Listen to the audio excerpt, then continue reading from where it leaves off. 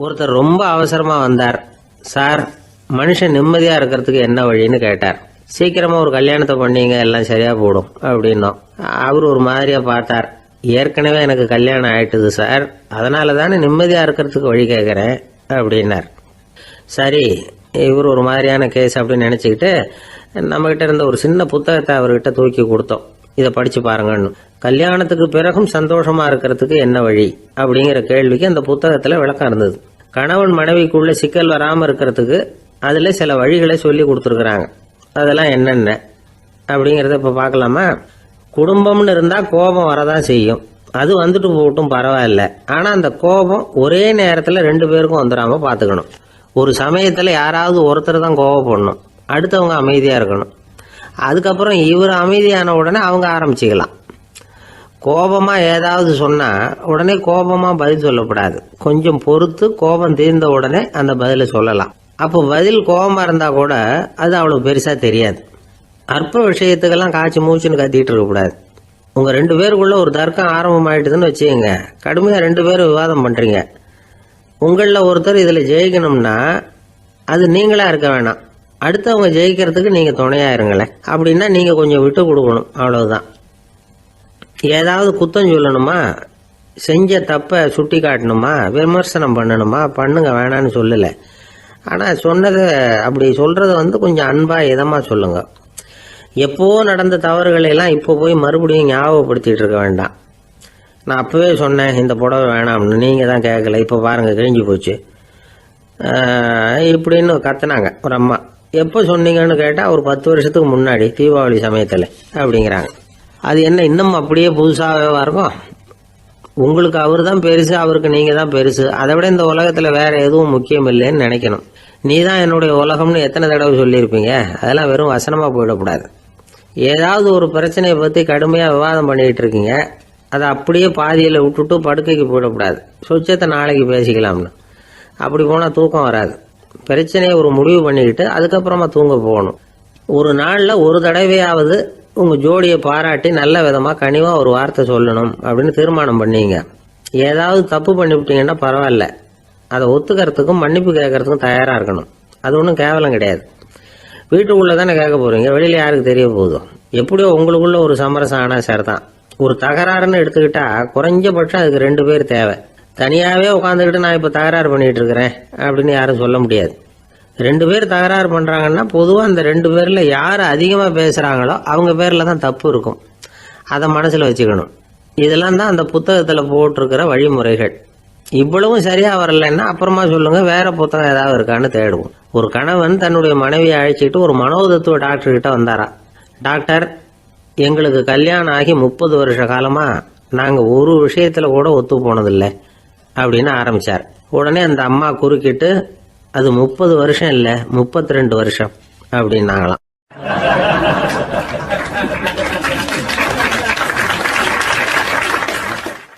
சில பேரை இப்படி சொல்றது உண்டு. அடுத்தவங்களை அனுசரிச்சு நடந்துக்க தெரியல, அவன் என்ன சார் மனுஷன் அப்படிம்பாங்க. சக மனிதர்களோட எப்படி பழகிறது அப்படின்னு தெரியாததுனாலேயே பல பேர் இன்னைக்கு சங்கடப்பட்டுக்கிட்டு இருக்கிறாங்க. வசதி வாய்ப்பெல்லாம் சரியா இருக்கும், ஆனா வாழ்க்கை சரியா இருக்காது. இன்னொருத்தர்கிட்ட எப்படி பேசுறது பழகிறதுங்கிறது தெரியாததுனாலதான் இந்த அவஸ்தை. சரி, இந்த அவஸ்தை இல்லாம வாழறது எப்படி? இதுக்கு அனுபவசாலிகள் சில வழிமுறைகளை சொல்றாங்க. அதெல்லாம் என்னென்னங்கிறத இப்ப தெரிஞ்சுக்குவோம். முதல்ல நம்ம நாக்கு நம்ம கண்ட்ரோல்ல இருக்கணும். வார்த்தைகளை கொட்டி விட்டு அதுக்கப்புறம் அள்ள முடியாம கிடந்து கஷ்டப்படக்கூடாது. எப்படி பேசுறோங்கிறதும் முக்கியம், பேசுறப்ப எப்படி முகத்தை வச்சிருக்கிறோங்கிறதும் முக்கியம். அன்பா பேசினாலும் நல்லா இருக்கும். அப்படி பேசுறப்ப ஆதரவா அவர் தோள் மேல ஒரு கையை போட்டுக்கிட்டு பேசினா இன்னமும் நல்லா இருக்கும். 2வது விஷயம், இன்னொருத்தர்கிட்ட பேசுறப்ப வாக்குறுதிகளை அள்ளி வீசக்கூடாது. கொடுக்கற வாக்குறுதி குறைச்சலா இருக்கணும். அப்படி கொடுத்த வாக்குறுதியை கண்டிப்பா நிறைவேற்றணும். நாம ஒருத்தரை பாராட்டுறோம் அல்லது அவரை பத்தி அபிப்பிராயம் சொல்றோம்னா அது ஆக்கப்பூர்வமா இருக்கணும். நம்ம பாராட்டு அல்லது விமர்சனம் அடுத்தவருடைய முன்னேற்றத்துக்கு உதவுறது மாதிரி இருக்கணும். நாம சொல்றதை கேட்டுட்டு அவன் தலையில கையை வச்சுட்டு உட்காந்துடக்கூடாது. எப்பவும் உற்சாகமா இருக்கணும், முகம் மலர்ச்சியா இருக்கணும். மனுஷன் இருந்தா வருத்தம், கவலை, ஏமாற்றம் எல்லாம் இருக்கதான் செய்யும். அதெல்லாம் மனசுல இருக்கட்டும். அந்த வருத்தமும் கவலையும் ஏமாற்றமும் சேர்ந்துக்கிட்டு நம்ம முகத்துல இருக்கிற மலர்ச்சியை மூடி மறைக்கிறதுக்கு நாம இடம் கொடுத்துடக்கூடாது. எந்த விஷயத்தை பத்தி யாருக்கிட்ட பேசினாலும் வெளிப்படையா பேசணும், திறந்த மனசோட பேசணும். மூடி மறைச்சி முன்னு முழுங்கிக்கிட்டு இருக்கக்கூடாது. இன்னொருத்தர்கிட்ட பேசுறப்போ விவாதம் பண்ணுங்க, அது தப்பு இல்லை. ஆனா வாதாடிக்கிட்டு இருக்கக்கூடாது. அதாவது என்ன சொல்றாங்கன்னா, டிஸ்கஸ் பண்ணலாம், ஆர்கியூ பண்ணக்கூடாதான். நம்ம கிட்ட இருக்கிற நல்ல குணங்களை நாம எடுத்து சொல்லிட்டு இருக்கக்கூடாது. அந்த நல்ல குணங்களே நம்மளை பத்தி எடுத்து சொல்லணும், அது மாதிரி நடந்துக்கணும். அதே மாதிரி அடுத்தவங்க கிட்ட உள்ள கெட்ட குணங்களை பத்தி அவசியம் இல்லாம நாம பேச வேண்டியதில்லை. உங்களை பத்தி யாராவது தப்பா பேசுறாங்களா, அப்படி அவங்க பேசுறதுல உண்மை இல்லையா அப்படின்னா அதை நீங்க பொருட்படுத்த வேண்டியதில்லை, விட்டுடலாம். அது தானா போயிடும். ஒரு 4-5 பேரோட பேசிக்கிட்டு இருந்தீங்கன்னா எல்லாருக்கும் முக்கியத்துவம் கொடுங்க, யாரையும் அலட்சியப்படுத்தாதீங்க. தமாஷா பேசலாம், ஆனா அவங்க தமாஷ் அடுத்தவங்களை கேலி பண்றதா இருக்கக்கூடாது. நமக்கு கிடைக்க வேண்டியது கிடைக்கலையே அப்படிங்கிற தவிப்பு நம்ம கிட்ட இருக்கக்கூடாது, அது தேவையில்லை. உங்க செயல்பாடுகள் தெளிவா இருக்கட்டும், பாராட்டு தானா அவங்களை தேடிட்டு வரும். இன்னொரு மனுஷனுடைய மனசுல கௌரவமான ஒரு இடத்த பிடிக்கணும்னா நாம இந்த குணத்தை எல்லாம் நம்ம கிட்ட வளர்த்துக்கணும். இதெல்லாம் அனுபவசாலிகள் சொல்லி இருக்கிற குறிப்புகள். இந்த குறிப்புகளை சரியா புரிஞ்சுக்கணும், அது முக்கியம். தப்பா புரிஞ்சுக்கிட்டா என்ன ஆகும் தெரியுமா? இதை கேளுங்க. ஒருத்தர் வந்தார், சார் அடுத்தவங்க தோள் மேல கையை போட்டுக்கிட்டு அன்பா பேசணும்னு சொன்னீங்க, அப்படிதான் பேசினேன். அவரு முதுக கூட தட்டி கொடுத்தேன், என் வேலை போயிட்டுது சார், வீட்டுக்கு அனுப்பிச்சுட்டாங்க அப்படின்னார். யாருக்கிட்ட அப்படி பேசுனீங்கன்னு கேட்டோம். என் முதலாளி கிட்ட சார் அப்படிங்கிறார் ரொம்ப சோகமா.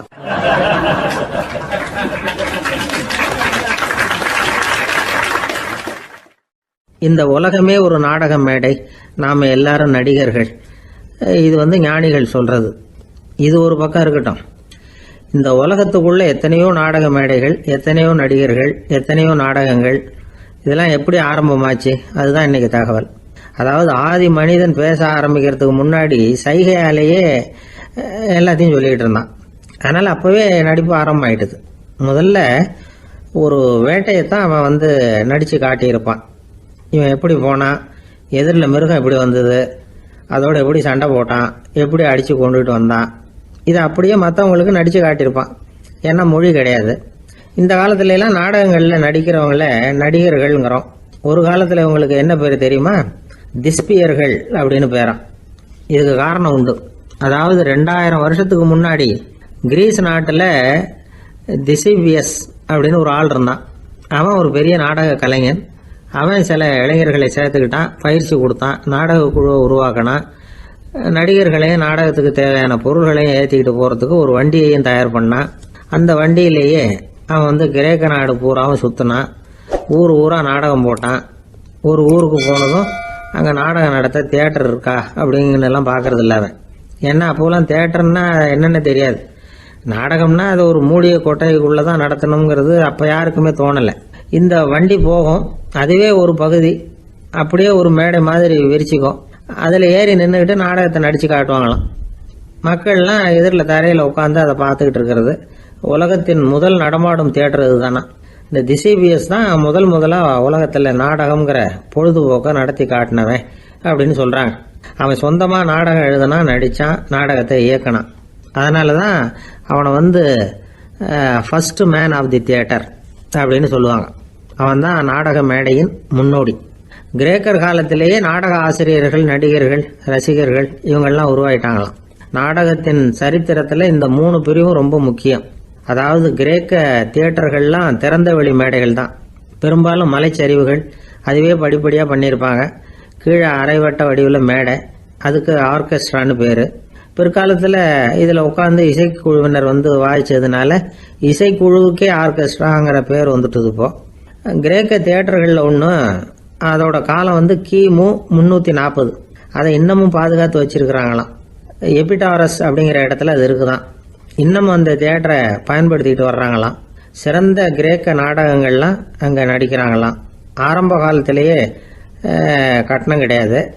அப்புறம் பின்னாடி தான் நுழைவு கட்டணம்லாம் அப்படியே வந்துட்டு தான். நடிகர்கள் பளபளப்பான ஆடைகள் உடுத்தி இருப்பாங்களாம். இந்த குதிகால் உயர்ந்த காலணிகள் போட்டிருப்பாங்களாம். இதெல்லாம் பழைய குறிப்புகள். பலவிதமான உருவங்களில் மாஸ்க் அப்படின்னு சொல்லப்படுற முகமூடி. அதனால ஒரே நடிகர் பல வேடங்களில் நடிக்கிறது உண்டாம். ஆரம்பத்தில் பெண் நடிகர்கள் கிடையாது, எல்லாம் ஆண் நடிகர்கள் தான். ரோமானியர்கள் தான் முதல் நிரந்தர நாடக மேடையை கட்டினவங்க. அதுதான் முதல் தியேட்டர். கிமு 1048 காலகட்டத்தில் பாம்பிங்கிற நகரத்தில் அதை கட்டியிருக்கிறாங்களாம். கிரேக்க ரோமானிய தியேட்டர்களின் அடிப்படையிலேயே இந்த இத்தாலிய வடிவ அமைப்பாளர்கள் இந்த குதிரை லாட வடிவில் ஒரு ஆடிட்டோரியத்தை உருவாக்கினாங்களாம்.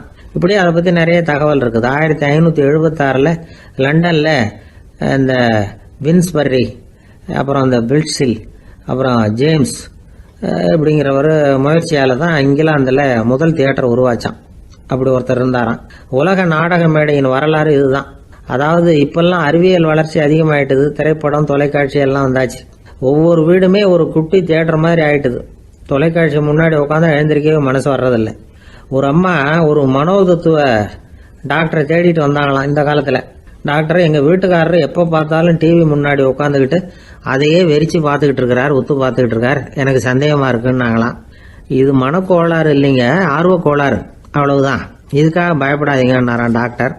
அப்படி இல்லை டாக்டர், டிவி ஓடும் பொழுது நாம எல்லாம் அதை பார்க்குறோம் சரி, ஆனால் அவர் அப்படி இல்லை, டிவியை நிறுத்தினதுக்கு அப்புறமும் அதையே ஒத்து பார்த்துட்டு உட்காந்துருக்கிறார், அதனால தான் சந்தேகப்பட்டு உங்ககிட்ட வந்தேன் அப்படின்னாங்களாம்.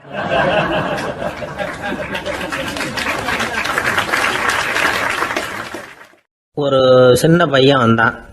அவனை பார்த்து ஒரு கேள்வி கேட்டோம். ஏன்ப்பா உங்கள் வீட்டில் அம்மா புத்திசாலியா அப்பா புத்திசாலியா அப்படின்னு. அவன் அலட்சியமாக நம்மளை பார்த்து சிரிக்கிறான். என்ன சார் இது, இந்த காலத்தில் இது கூட தெரியாமல் இருக்கிறீங்களே அப்படிங்கிறான். ஒரு சின்ன பையன் நம்மளை பார்த்து இப்படி கேட்டு விட்டானே அப்படின்னு நினைக்கிறப்போ நமக்கு ஒரு மாதிரி ஆகிடும். அதுக்கப்புறம்தான் இந்த தாத்தா பாட்டிலாம் சொல்கிற ஒரு கதை ஞாபகத்துக்கு வந்தது. அது என்ன கதை தெரியுமா? ஒரு ஊரில் ஒரு அம்மாவும் பிள்ளையும் இருந்தாங்களாம். அந்த மகனுக்கு திடீர்னு தேசாந்திரம் போய் வரணும்னு ஆசை வந்துட்டுது. ஊராக போய் சுற்றி பார்க்கணுங்கிற ஆசை. அந்த அம்மாவுக்கு இது பிடிக்கல. மகனை பிரிஞ்சு இருக்கிறதுக்கு அவங்க மனசு இடம் கொடுக்கல. வேணாப்பான்னு சொல்லி பார்த்தாங்க, அவன் கேட்கல. திடீர்னு புறப்படவும் செஞ்சுட்டான். சரி, இனிமேல் அவனை தடுக்க முடியாதுன்னு முடிவு பண்ணிக்கிட்டாங்க அந்த அம்மா. இருந்தாலும் புத்திசாலித்தனமாக ஒரு யோசனை பண்ணாங்க. மகனை கிட்டத்தில் கூப்பிட்டாங்க. அவங்ககிட்ட சொன்னாங்க, அதை பாருப்பா, நீ தேசாந்திரம் போகிறதுன்னு தீர்மானம் பண்ணிவிட்ட, அதை நான் தடுக்கலை, போயிட்டு வந்துடும். ஆனால் போகிறதுக்கு முன்னாடி எனக்கு ஒரு வாக்குறுதி கொடுத்துட்டு போ அப்படின்னாங்க. போகிறப்போ ராத்திரியாக இருந்தாலும் பகலாக இருந்தாலும் சரி, புளிய மரத்து நிழலில் தான் தங்கணும். திரும்பி வர்றப்போ இரவும் பகலும் நீ வேப்ப மரத்து நிழல்லே தங்கணும் அப்படின்னாங்க. சரி, அப்படியே செய்கிறேன்னு சொல்லி வாக்குறுதி கொடுத்தான் பையன். புறப்பட்டு போனான். போகிற வழியில் புளிய மரத்து நிழல்லையே தங்கினான், தூங்கினான். அப்படி போய்கிட்டே இருந்தான். 7வது நாள் அவன் உடம்பு சுகமில்லாமல் போயிட்டுது. ரொம்பவும் பலவீனமாயிட்டான். இனிமேல் நடக்க முடியாதுங்கிற நிலைமை வந்துட்டுது. யோசிச்சு பார்த்தான். சரி, இதுக்கு மேலே போக வேண்டாம் அப்படின்னு முடிவு பண்ணிட்டு திரும்பி வர ஆரம்பிச்சிட்டான். திரும்பி வர்றப்போ வழியில் வேப்ப மரத்து நிழல்லையே தங்கி தங்கி வந்தான். நாளுக்கு நாள் உடம்பு சரியாக வந்துட்டுது. 7வது நாள் வீட்டுக்கு சேர்றான். உடம்பு பழையபடியே கலகலப்பாயிட்டுது. பூரண சுகம். தேசாந்திரம் போன பையன் திரும்பி வந்துட்டானே அப்படின்னு அந்த அம்மா ஆச்சரியப்படலை. ஏன்னா அவங்களுக்கு தெரியும் இப்படி ஆகும்னு. பையன் சீக்கிரமாக திரும்பி வரணுங்கிறதுக்காக தான் அவங்க அந்த யோசனையை சொன்னாங்க. என்ன விஷயங்கிறதையும் அவங்களே சொன்னாங்க. மகனே, புளிய மரத்து நிழல் உடம்புக்கு உஷ்ணத்தை கொடுக்கும், சீக்கம் உண்டாக்கும். அதனால் நீ தொடர்ந்து புளிய மரத்து நிழலில் தங்கினாவே நோய்க்கு ஆளாயிட்ட. அதனால் பயணத்தை முடிச்சுக்கிட்டு திரும்பி வரணுங்கிற முடிவுக்கு வந்துட்ட. திரும்பி வர்றப்போ நீ தங்கினது வேப்ப மரத்து நிழல். அது உடம்புக்கு குளிர்ச்சியை தரக்கூடியது, நோயை தீர்க்கக்கூடியது. அதனால் சுகமாக வீட்டுக்கு சேர்ந்துட்ட. உன்னோட தேசாந்திர பயணத்தை தடுக்கிறதுக்காக தான் இப்படி பண்ணினேன் அப்படின்னாங்களாம் அந்த அம்மா. பார்த்தீங்களா அம்மாவோட புத்திசாலித்தனத்தை? அப்பாவாக இருந்தால் இப்படியா பண்ணுவார்? ஒரு அப்பா பையன்கிட்ட 10 ரூபா கொடுத்து இதை எடுத்துக்கிட்டு அடுத்த ஊருக்கு போய் அங்கே இருக்கிற மாமா கிட்ட இதை கொடுத்துட்டு வாடா, வழியில் எங்கேயாவது மரத்தடியில் படுத்து தூங்கி விடாதே அப்படின்னு எச்சரிக்கை பண்ணி அனுப்புனாராம். பையனுக்கு எச்சரிக்கையாக வாழறது எப்படிங்கிறத கற்றுக் கொடுக்கறதுக்காக இப்படி பண்ணார். அவன் பணத்தை வாங்கிட்டு போனான். அப்பா சொன்னதை மறந்துட்டு ஒரு மரத்தடியில் படுத்து தூங்கிட்டான். அவனுக்கு தெரியாமல் அவன் பின்னாடியே போன அப்பா அவன் கையில் இருந்த அந்த 10 ரூபாயை நைஸாக எடுத்துகிட்டு வந்துட்டார். அவன் பையில் தானே வச்சுருந்தான், அது தெரியாமல் எடுத்துகிட்டு வந்துட்டார். அவன் தூங்கிக்கிட்டு இருக்கான். எடுத்துகிட்டு ஒரு மறுபடியும் வீட்டுக்கு வந்துட்டார். பையன் முழிச்சுக்கிட்டு பையை தடவி பார்க்குறான், பணத்தை காணும். அழுதுகிட்டே திரும்பி வந்தான். அப்பா கிட்ட விஷயத்த சொன்னான். அப்பா சிரிச்சுக்கிட்டே சொன்னார், அதுக்கு தான்ப்பா ஆரம்பத்திலேயே எச்சரிக்கை பண்ணினேன், இனிமேலாவது நீ ஜாக்கிரதையாக இருக்கணும் அப்படிங்கிறதுக்காக தான் இப்படி பண்ணினேன். அந்த பணம் எங்கேயும் போயிடல, நான் தான் அதை உனக்கு தெரியாமல் எடுத்து வச்சிருக்கிறேன். இதோ பாரு அப்படின்னு சொல்லிக்கிட்டு சைடு பாக்கெட்டில் கையை விட்டா அது ஓட்டையாக இருக்குது. அதை எவனோ ஏற்கனவே கத்திரிச்சு எடுத்துகிட்டு போட்டான். இப்போ அப்பா முகத்தில் அசடு வழிஞ்சுதான்.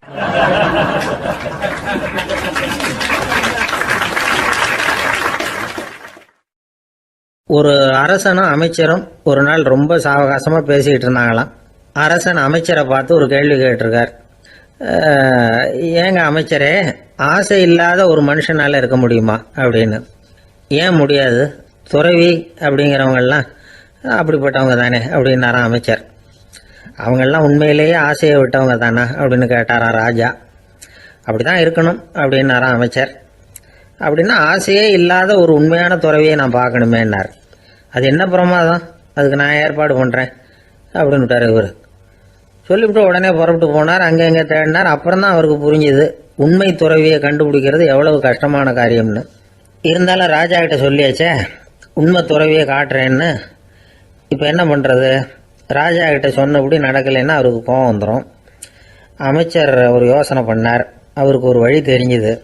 அதுதான் சரின்னு முடிவு பண்ணார். அதாவது அந்த ஊரில் அவருக்கு தெரிஞ்ச நாடக நடிகர் ஒருத்தர் இருக்கிறார், நல்லா நடிப்பார். அவரை போய் பார்த்தார். இதை பாருப்பா, எனக்காக நீ ஒரு காரியம் செய்யணும்னார். என்னன்னு கேட்டார் அவர். நீ ஒரு துறவி மாதிரி கொஞ்ச நேரத்துக்கு நடிக்கணும். ராஜா உன்னை பார்த்துட்டு போகிற வரைக்கும் நடி, அது போதும். அதுக்காக உனக்கு 10,000 ரூபா தரேன் அப்படின்னார். அவர் எந்த காலத்தில் இவ்வளவு பணத்தை மொத்தமாக பார்த்துருக்கார். அதனால் உடனே சரின்னு ஒத்துக்கிட்டார். அமைச்சர் அரண்மனைக்கு திரும்பி வந்தார். என்ன அமைச்சரே, இன்னுமா ஒரு உண்மையான துறவி கிடைக்கலன்னார். உண்மையான துறவி ஒருத்தரை இப்போ தான் கொஞ்ச நேரத்துக்கு முன்னாடி பார்த்து பேசிவிட்டு வர்றேன். அவர் நம்ம ஊருக்கு வெளியில் குளத்தங்கரையில் உள்ள ஒரு ஆலமரத்துக்கு அடியில் உட்காந்துருக்கிறார் அப்படின்னார் இவர். அப்படின்னா உடனே புறப்படுங்க அப்படின்னார் ராஜா. பரிவாரங்களோடு புறப்பட்டார்.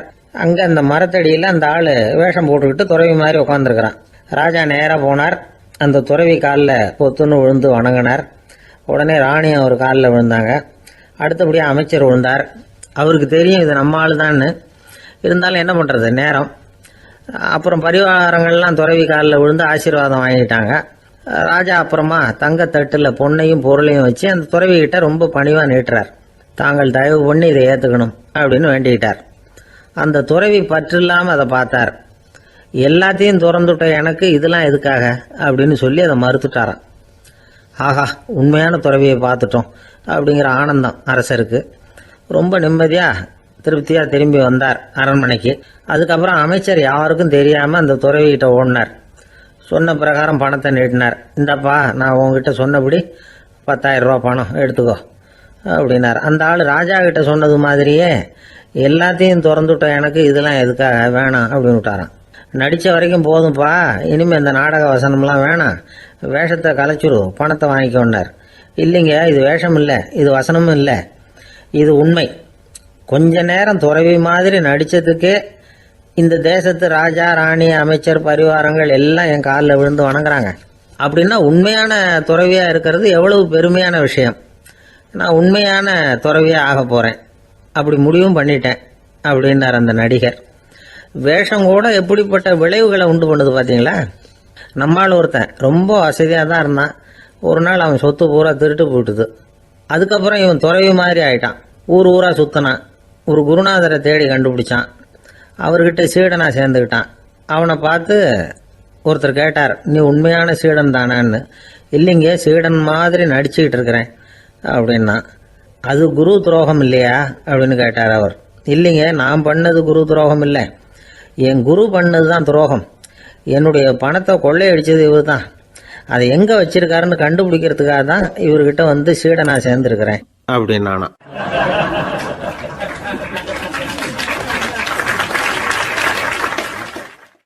ஒரு ஆள் இருந்தான், நிறைய பணம் சம்பாதிச்சான். ஆனால் செலவு பண்ண மனசு வரல, கருமி. அவன் என்ன பண்ணா, சேர்த்த பணம் பூராவையும் ஒரு மரத்தடியில் புதைச்சி வச்சிருந்தான். வாரத்துக்கு ஒரு தடவை அந்த மரத்தடிக்கு வருவான். புதைச்ச இடத்த ஆவலோடு பார்த்துக்கிட்டு இருப்பான். அதுக்கப்புறம் போயிடுவான். அவ்வளவுதான். ஒரு நாள் ஒரு திருடன் வந்தான். இவன் புதைச்சி வச்சிருந்ததெல்லாம் எடுத்துட்டு போட்டான். இது தெரிஞ்சு போச்சு. அந்த கருமி புலம்ப ஆரம்பிச்சிட்டான். இவன் புலம்பலை கேட்டதும் அக்கம் பக்கத்தில் இருந்தவங்கெல்லாம் ஓடி வந்தாங்க. என்ன விஷயம்னு விசாரிச்சாங்க. இவன் சொன்னான். ஒரு பெரியவர் கேட்டார், ஏப்பா வாரம் வந்து இந்த இடத்த பார்க்கறதாக சொன்னியே, எப்போவாவது இதில் இருக்கிற பணத்தை எடுத்து செலவு பண்ணியிருக்கியா அப்படின்னு கேட்டார். நான் அப்பப்போ வந்து அதை பார்க்கறது தான் வழக்கம், அதை தொட்டதே இல்லைன்னு அவன். சரி அப்படின்னா இப்போவும் நீ அதே மாதிரி வாரம் ஒரு தடவை வந்து இந்த இடத்த பார்த்துட்டு போகலாமே அப்படின்னாராம் அந்த பெரியவர். அதுவும் சரிதானே, எவ்வளவு காலமானாலும் அவன் அந்த பணத்தை எடுத்து செலவு பண்ண போறதில்ல. அப்படி இருக்கிறப்ப உள்ளே பணம் இருந்தாலும் ஒன்று தான், இல்லாமல் போனாலும் ஒன்று தான். இதிலிருந்து என்ன புரியுதுன்னா, ஒருத்தர்கிட்ட இருக்கிற பணத்தை கொண்டு அவர் பணக்காரரா ஏழையா அப்படின்னு முடிவு செய்கிறது சரியில்லை. அந்த செல்வத்தை அனுபவிக்கிற திறன், பயன்படுத்துகிற திறன், அதை வச்சு தான் அவர் ஏழையா பணக்காரரா அப்படிங்கிறத நிர்ணயம் பண்ணணும். அதுதான் சரி. செலவு பண்ண தெரியாதவன் சேகரம் பண்ணிகிட்டே இருக்கிறதுனால என்ன பிரயோஜனம்? தலைமுடியே இல்லாதவன் தாராளமாக சீப்புகளை வாங்கி சேகரம் பண்ணுறது மாதிரி தானே இது. சில சமயம் செலவு பண்ண நாம் தயாராக இருந்தால் கூட அந்த செல்வம் நமக்கு பயன்படுறதில்ல. அரேபியாவில் ஒரு நகை வியாபாரி விலை உயர்ந்த முத்துக்களை எல்லாம் அவர் வச்சு வியாபாரம் பண்ணிகிட்டு இருந்தார். அவர் ஒரு சமயம் ஒரு பாலைவனம் வழியாக போயிட்டு இருக்கிறார் ஒட்டகத்தில். அப்போ திடீர்னு கடுமையான புயல் வீச ஆரம்பிச்சுட்டுது. திசை தவறி இவர் எங்கேயோ வந்துட்டார். கூட வந்தவங்களையும் காணலை, எங்கே போனாங்களோ தெரியல. இவர் ரொம்ப பயந்து போய் அங்கேயும் எங்கேயுமா அலைஞ்சு தெரிகிறார். வழியே தெரியல. பசி கடுமையாயிட்டுது. ஒட்டகத்து முதுகில் ஒரு மூட்டை இருந்தது. அதை பிரித்து பார்த்தார். உள்ளே ஏதாவது இருக்கான்னு தேடி பார்க்குறார். அது வரைக்கும் கண்ணில் தட்டுப்படாத அபூர்வமான ஒரு பை கண்ணில் பட்டுது. ஆஹா, அதில் ஏதாவது சாப்பிட்றதுக்கு இருக்கும் அப்படின்னு நினச்சி ஆவலாக அதை பிரித்து பார்க்குறார். அந்த பையில் விலை உயர்ந்த முத்துக்கள் நிறைய இருந்துதான். அப்போ தான் அவர் நினச்சாராம், விலை உயர்ந்த முத்துக்கள் கூட சாப்பிட்றதுக்கு உணவாக முடியாது அப்படிங்கிறத புரிஞ்சுக்கிட்டாராம். எந்த நேரத்தில் எது நமக்கு தேவையோ அது நமக்கு தாராளமாக கிடைக்கணும். அப்படி அது கிடைக்கிறதுக்கு நம்மக்கிட்ட இருக்கிற செல்வம் பயன்படணும். அது நமக்கும் பயன்படலாம், நம்ம மூலமாக அடுத்தவங்களுக்கும் பயன்படலாம். அதுதான் செல்வத்தின் பயன். ஒரு மரத்தடியில் ஒருத்தன் உட்காந்து அழுதுகிட்டு இருந்தான். அந்த பக்கமாக வந்த இன்னொருத்தன் ஏப்பா அழுதுகிட்டு இருக்கிறேன்னு கேட்டான். இந்த இடத்துல தான் பூமிக்கு அடியில் பணம் இருக்குது, புதைச்ச இடம் தெரியல, அதான் அழறேன் அப்படின்னா. நல்லா ஞாபகப்படுத்தி பாரு, எந்த இடத்துல புதைச்ச அப்படின்னு கேட்டான் இவன். அது எப்படி எனக்கு தெரியும், புதைச்சி வச்சிருக்கிறவன் நான் இல்லையே, எங்க எதிர்த்து வீட்டுக்காரன் அப்படின்னானா இவன்.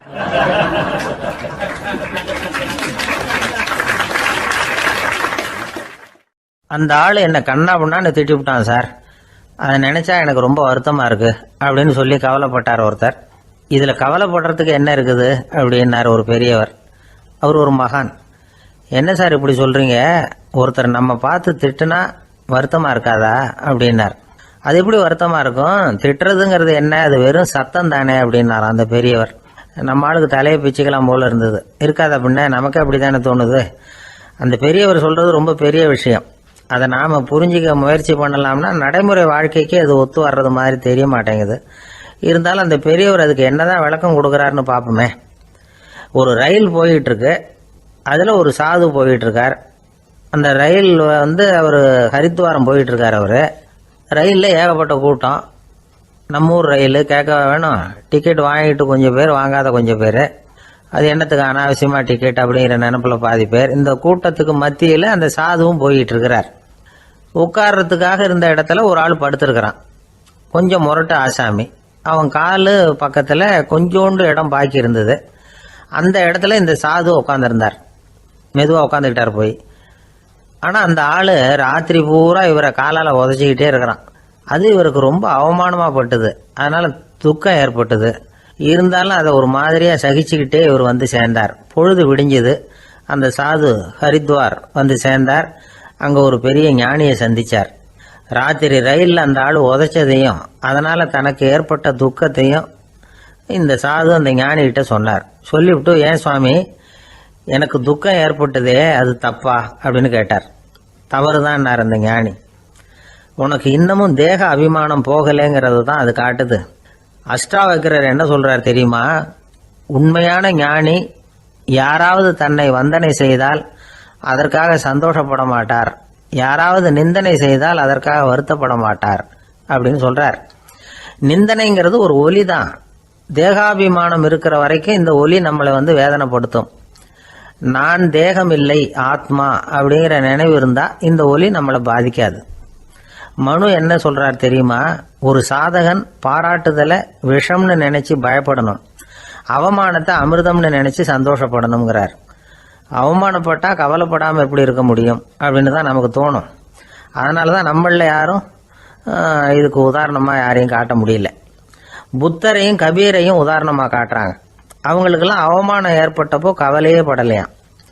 புத்தரை அவமானப்படுத்தணுங்கிறதுக்காக கௌசாம்பி ராணி ஒரு இளம் பெண்ணை கொலை பண்ணி சடலத்தை புத்தர் குடிசைக்கு முன்னாடி போட சொன்னார். போட்டாங்க. புத்தர் தான் அந்த பொண்ணை கெடுத்து கொலை பண்ணி விட்டாருன்னு எல்லாரும் நினைச்சாங்க. ஆனா புத்தர் இதை பத்தி கவலையே படல. அப்புறமா உண்மை தெரிஞ்சதும் புத்தர் புகழ் இன்னும் அதிகமாயிட்டது. ஒரு பெரிய சபையில ஒரு மோசமான பொண்ணு நுழைஞ்சு தனக்கும் கபீருக்கும் சம்பந்தம் உண்டுன்னு சொன்னா கபீர் கவலைப்படல. அவங்க மாதிரியெல்லாம் நாமளும் இருக்க கத்துக்கணும். நிந்தனை, அபகீர்த்தி, அவமானம் எல்லாம் ஆண்டவன் கொடுக்கிற பிரசாதம்னு நினைக்கணும் அப்படின்னு சொல்றார் அந்த ஞானி. இதை கேட்ட இந்த காலத்து ஆசாமி ஒருத்தர், நான் கூட அப்படிதான் சார், யாராவது அவமானப்படுத்தினா கவலைப்பட மாட்டேன். நேத்து கூட ஒருத்தர் என்ன பலார்னு அரைஞ்சுட்டார், நான் கொஞ்சம் கூட கவலைப்படல, பேசாம வந்துட்டேன்னார். ஏன் அப்படி வந்துட்டீங்க அப்படின்னு. அவர் அரைஞ்சதுலேயும் ஒரு அர்த்தம் இருந்தது, அதனாலதான் அப்படி வந்துட்டேன்னார். ஏன் அரைஞ்சாருன்னு கேட்டேன். 10 வருஷத்துக்கு முன்னாடி 15 ரூபா அவர்கிட்ட கடன் வாங்கினேன், அதை கேட்டு கேட்டு பார்த்துட்டு கடைசியா தான் அரைஞ்சார் அப்படின்னார். ஆண்டவனுடைய பிரசாதம் இவருக்கு அடிக்கடி கிடைக்கும் போல இருக்கு.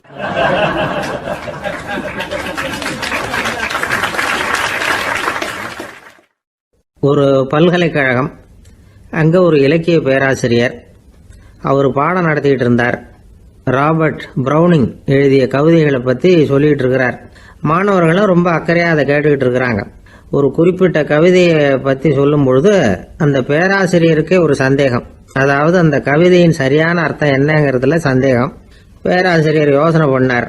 அந்த கவிதையை முழுசா புரிஞ்சுக்க முடியல. அதனால மாணவர்களை பார்த்து சொன்னார், மாணவர்களே, ஒரு நாள் பொறுத்துங்க, இந்த கவிதையை எழுதின கவிஞர் எங்க வீட்டுக்கு பக்கத்துல தான் இருக்கிறாரு.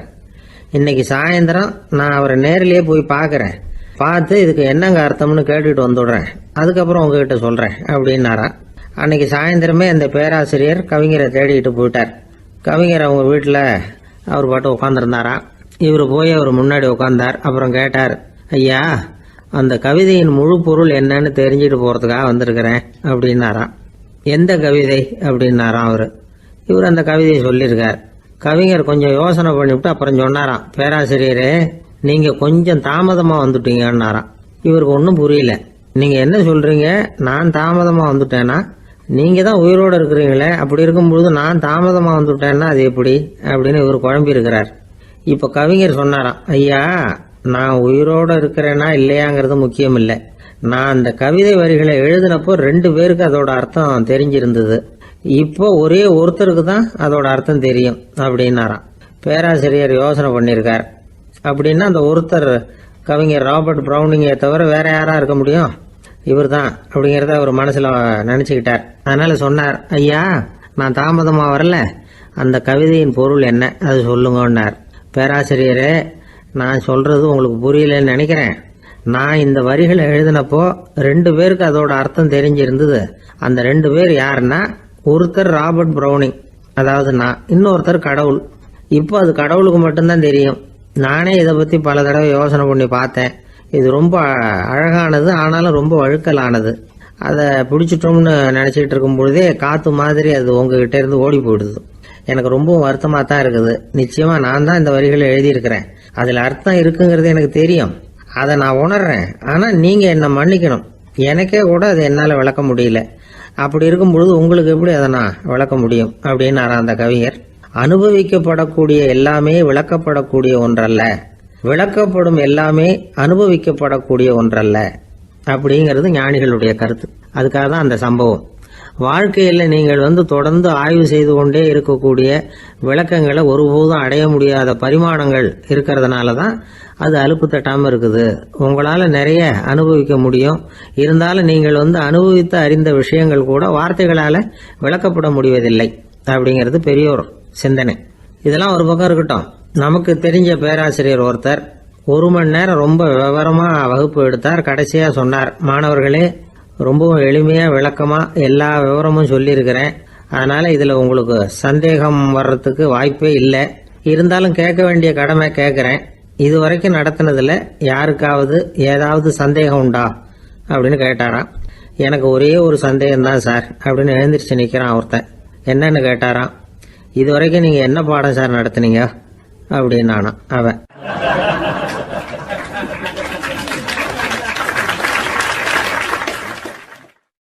அம்மாக்காரங்களுக்கு அடிக்கடி ஏற்படுற கவலை ஒன்று உண்டு. அதாவது குழந்தை சரியாக சாப்பிட மாட்டேங்குதே அப்படிங்கிற கவலை. இவங்கெல்லாம் ஒரு விஷயத்த நல்லா புரிஞ்சுக்கணும். குழந்தைகள்ங்கிறவங்க பெரியவங்க மாதிரி இல்லை.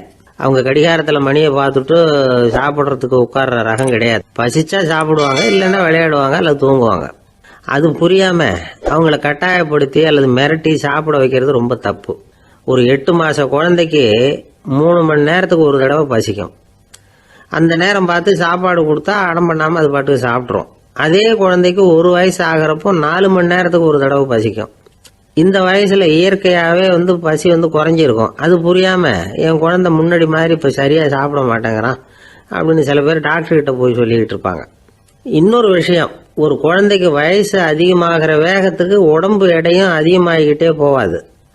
உடம்பு எடை அதிகமாகிற வேகம் குறைஞ்சிக்கிட்டே வரும்.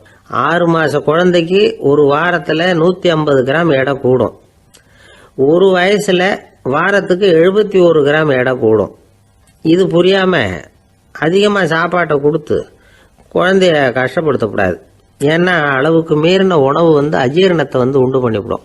குழந்தைக்கு ஒரு தட்டில் கொஞ்சமாக ஆகாரத்தை வச்சு கொண்டுட்டு போய் கொடுக்கணும். மலை மாதிரி குவிச்சு வச்சா அதை பார்த்ததுமே பசி அடங்கி போயிடும்.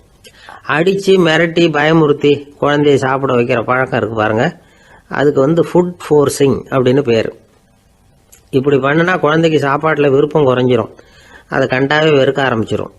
அது மாதிரி உளம் சார்ந்த பசி குறைவு, சைக்கோஜெனிக் அனோரெக்சியா, அது ஏற்படுமா. சாப்பாடுங்கிறதே ஒரு தண்டனை மாதிரி தோணும். குழந்தைகளுக்கு பிடிச்ச மாதிரியான ஆகாரத்தை கொடுக்கணும். சத்து அதிகம் இருக்குங்கிறதுக்காக அதுக்கு பிடிக்காத ஆகாரத்தை கொடுத்து கட்டாயப்படுத்தக்கூடாது. குழந்தைகளுக்கு 2 வயசு ஆகிறப்போ இயற்கையாகவே எதிர்மறை குணம் உண்டாகும். அதாவது அந்த எதிர்மறையாக பேசுறது. இது மாதிரி சமயங்களில் நாம் என்ன சொல்கிறோமோ அதுக்கு நேர்மாறாக நடந்துக்கும். ஏட்டிக்கு போட்டி. சாப்பிட சொன்னால் விளையாட போகும், விளையாட சொன்னால் சாப்பாடு கேட்கும். இதை புரிஞ்சுக்கிட்டு நடந்துக்கணும். குழந்தை சொன்ன பேச்சை கேட்கலேன்னு கோவப்படக்கூடாது. குழந்தை வளர வளர பிடிவாத குணம் வர்றது சகஜம். கேட்டதை வாங்கி கொடுத்தாதான் சாப்பிடுவேன் அப்படின்னு பிடிவாதம் பண்ணும். வாங்கி கொடுத்து விடுறது தான் உத்தமம். நீங்களும் அதுகிட்ட பிடிவாதம் பண்ணிட்டு இருக்கக்கூடாது. ஏன்னா கேட்டது கிடைக்கலையேங்கிற ஏமாற்றம் கூட குழந்தையோட பசியை குறைச்சிரும். கேட்டது கிடைச்சிட்டா பசி அதிகமாகும். கொடுத்ததை மளமளன்னு சாப்பிட்றோம். குழந்தைகளுக்கு கண்ட நேரத்தில் சாப்பிட்றதுக்கு எதையாவது வாங்கி கொடுத்துக்கிட்டு இருந்தா சாப்பாட்டு நேரத்தில் சாப்பிடாம அடம் பண்ண ஆரம்பிச்சிடும். பள்ளிக்கூடம் போகிற பிள்ளைங்க காலை உணவை சரியாக சாப்பிட மாட்டாங்க. அச்சம், அவசரம், பரபரப்பு இதெல்லாம் தான் காரணம். பள்ளிக்கு புறப்படுறதுக்கு ஒரு 3/4 மணி நேரத்துக்கு முன்னாடியே சாப்பாடு போட்டுருங்க, அது சரியாக போடும். படிக்கிற குழந்தைகள் உடல் சோர்வு, மனச்சோர்வு இது காரணமாக கூட சாப்பிட மறுக்கிறது உண்டு. இப்போ உதாரணமாக சாயந்தரம் விளையாடி விட்டு வீட்டுக்கு வந்ததும் சாப்பிட சொன்னால் வேணாம்பாங்க. இது உடல் சோர்வு. ரொம்ப நேரம் வீட்டு பாடங்களை செஞ்சு முடித்த கையோடு சாப்பிட சொன்னாலும் அவங்களால சரியாக சாப்பிட முடியாது. இது உளச்சோர்வு, அதாவது மனச்சோர்வு. இதை தவிர குழந்தைகளுக்கு உடல் நலக்குறைவு ஏற்பட்டால் கூட சாப்பிட மறுக்கிறது உண்டு. சில மருந்து மாத்திரைகள் கூட பசியை குறைச்சிரும். அதனால் சரியாக தெரிஞ்சுக்கிட்டு குழந்தைகளை சாப்பிட வைக்கணும். அது புரியாமல் கையில் சாப்பாட்டு தட்டை வச்சுக்கிட்டு குழந்தைகளை விரட்டிக்கிட்டு அலையக்கூடாது. ஒரு சின்ன பையன் சொன்னான், எங்கள் அம்மா சாப்பாடு போடுறது தெரிஞ்சால் நான் உடனே வீட்டை விட்டு வெளியில் ஓடி போடுவேன் அப்படின்னா. ஏன் அப்படி பண்ணுறேன்னு கேட்டோம். எங்கள் அப்பா கூட அது மாதிரி தான் சார் பண்ணுவார் அப்படிங்கிறான்.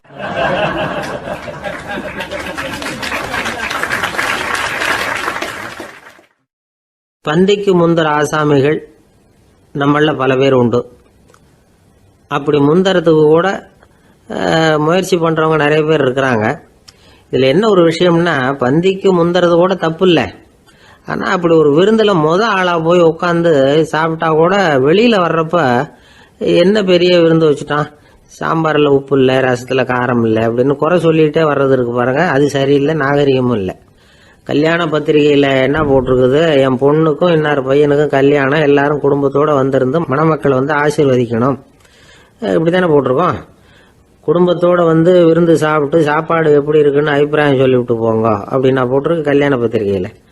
ஒருத்தர் வீட்டு விசேஷத்துக்கு போயிருக்கோம்னா எவ்வளவோ அசௌகரியங்கள் நமக்கு ஏற்படலாம். ஏராளமான கூட்டம் வந்திருக்கும். எல்லாரையும் அவங்க தனித்தனியாக கவனிச்சுக்கிட்டு இருக்க முடியாது. நாம தான் அனுசரித்து நடந்துக்கணும். நாமளா போய் வாழ்த்த வேண்டியவங்களை வாழ்த்தி விட்டு சேரணும். அதை விட்டுட்டு பத்திரிக்கை கொடுத்தானேன்னு போனேன், கவனிப்பே சரியில்லை அப்படின்னு புலம்பிக்கிட்டு இருக்கக்கூடாது. ஒரு விருந்துக்கு போனால் அங்கே எப்படி நடந்துக்கணும் அப்படிங்கிறத பற்றி கூட அனுபவசாலிகள் சில விவரங்கள்லாம் சொல்லியிருக்கிறாங்க. இந்த காலத்தில் கல்யாணம், பிறந்த நாள், அது இதுன்னு நிறைய விருந்துகள் நடக்குது. அதெல்லாம் எதுக்காக? மனித உறவுகளை வளர்த்துக்கிறதுக்காக தான், வேற எதுக்கு? ஒரு விருந்துக்கு போனால் அமைதியாக பொறுமையாக போய் உட்காரணும். அடித்து பிடிச்சிக்கிட்டு இடத்த பிடிக்க போகிறேன் அப்படின்னு நிற்கக்கூடாது. முதல் பந்தி நடந்துக்கிட்டு இருந்தால் அது முடிஞ்சு இலை எடுத்து சுத்தம் பண்ணதுக்கு அப்புறம் போய் உட்கார்றது தான் நாகரீகம். இலை எடுக்கிறதுக்கு முன்னாடியே அங்கே போய் உட்காந்தா நல்லா இருக்காது. நீங்கள் சாப்பிட்டுட்டு உட்காந்துருக்கீங்களா, சாப்பிட்றதுக்கு உட்காந்துருக்கீங்களா, பார்க்குறவங்களுக்கு சந்தேகம் வந்துடும்.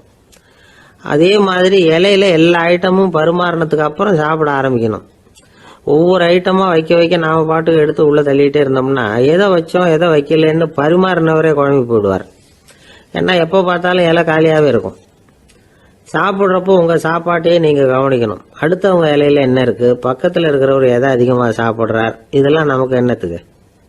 எல்லாரும் சாப்பிட்டு முடிக்கிற வரைக்கும் பொறுமையாக இருக்கிறது தான் நல்லது.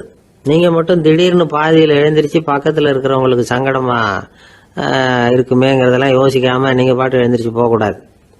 பக்கத்தில் உள்ளவங்க உங்களை எழுந்திரிக்க சொன்னால் எழுந்திரிச்சு போகலாம். விருந்துகளில் சாப்பாட்டை வீணாக்கிறதே ஒரு நாகரிகமாக போட்டுது இந்த காலத்தில். சாப்பாட்டுக்கே கஷ்டப்பட்டுக்கிட்டு பல பேர் இந்த உலகத்தில் இருக்கிறப்போ சாப்பாட்டை வீணாக்கிறது எவ்வளவு பெரிய மோசங்கிறத நினச்சி பார்க்கணும். வேணுங்கிற அளவுக்கு கேட்டு வாங்கி சாப்பிட்றது தான் முறை.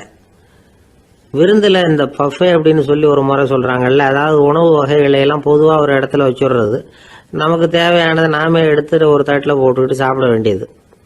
இதில் கூட சில பேர் தேவைக்கு அதிகமாக எடுத்து போட்டுக்கிட்டு வீணாக்குறாங்க. சில சமயம் கடைசியாக சாப்பிட போகிறவங்களுக்கு எல்லா ஐட்டமும் கிடைக்காம போகலாம். அதை போய் பெருசு பண்ணிகிட்டு இருக்கக்கூடாது.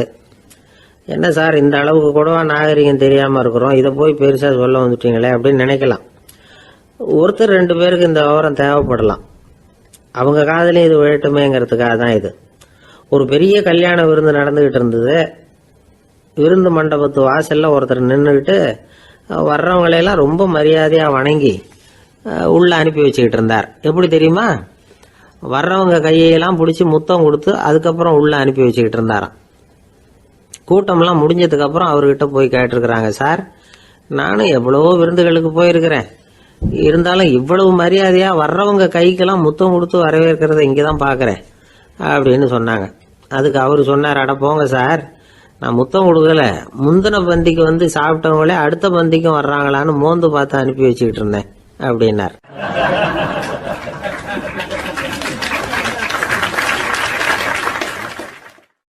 ஒரு ஊரில் ஒரு ராஜா இருந்தார். பெரிய அரண்மனையில் தான் இருக்கிறார். எல்லா வசதியும் இருந்தது. இருந்தாலும் அவர் எல்லாரும் சொல்கிறது எப்படி தெரியுமா? பிச்சைக்கார ராஜா. அப்படி ஒரு பேர் அவருக்கு நிலைச்சி போச்சு.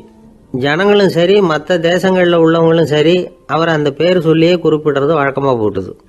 இது அவருக்கு ரொம்ப கவலையாக போச்சு. என்ன இது, நம்மளை தேடி வர்றவங்களுக்கெல்லாம் நாம் சோறு போடுறோம், நம்ம புகழ்ந்து பாடல் ஏற்றி கொண்டு வர்ற புலவர்களுக்கெல்லாம் அவங்க எப்படி வந்தாலும் ஒருவேளை சோறு போடணுங்கிறது உத்தரவு.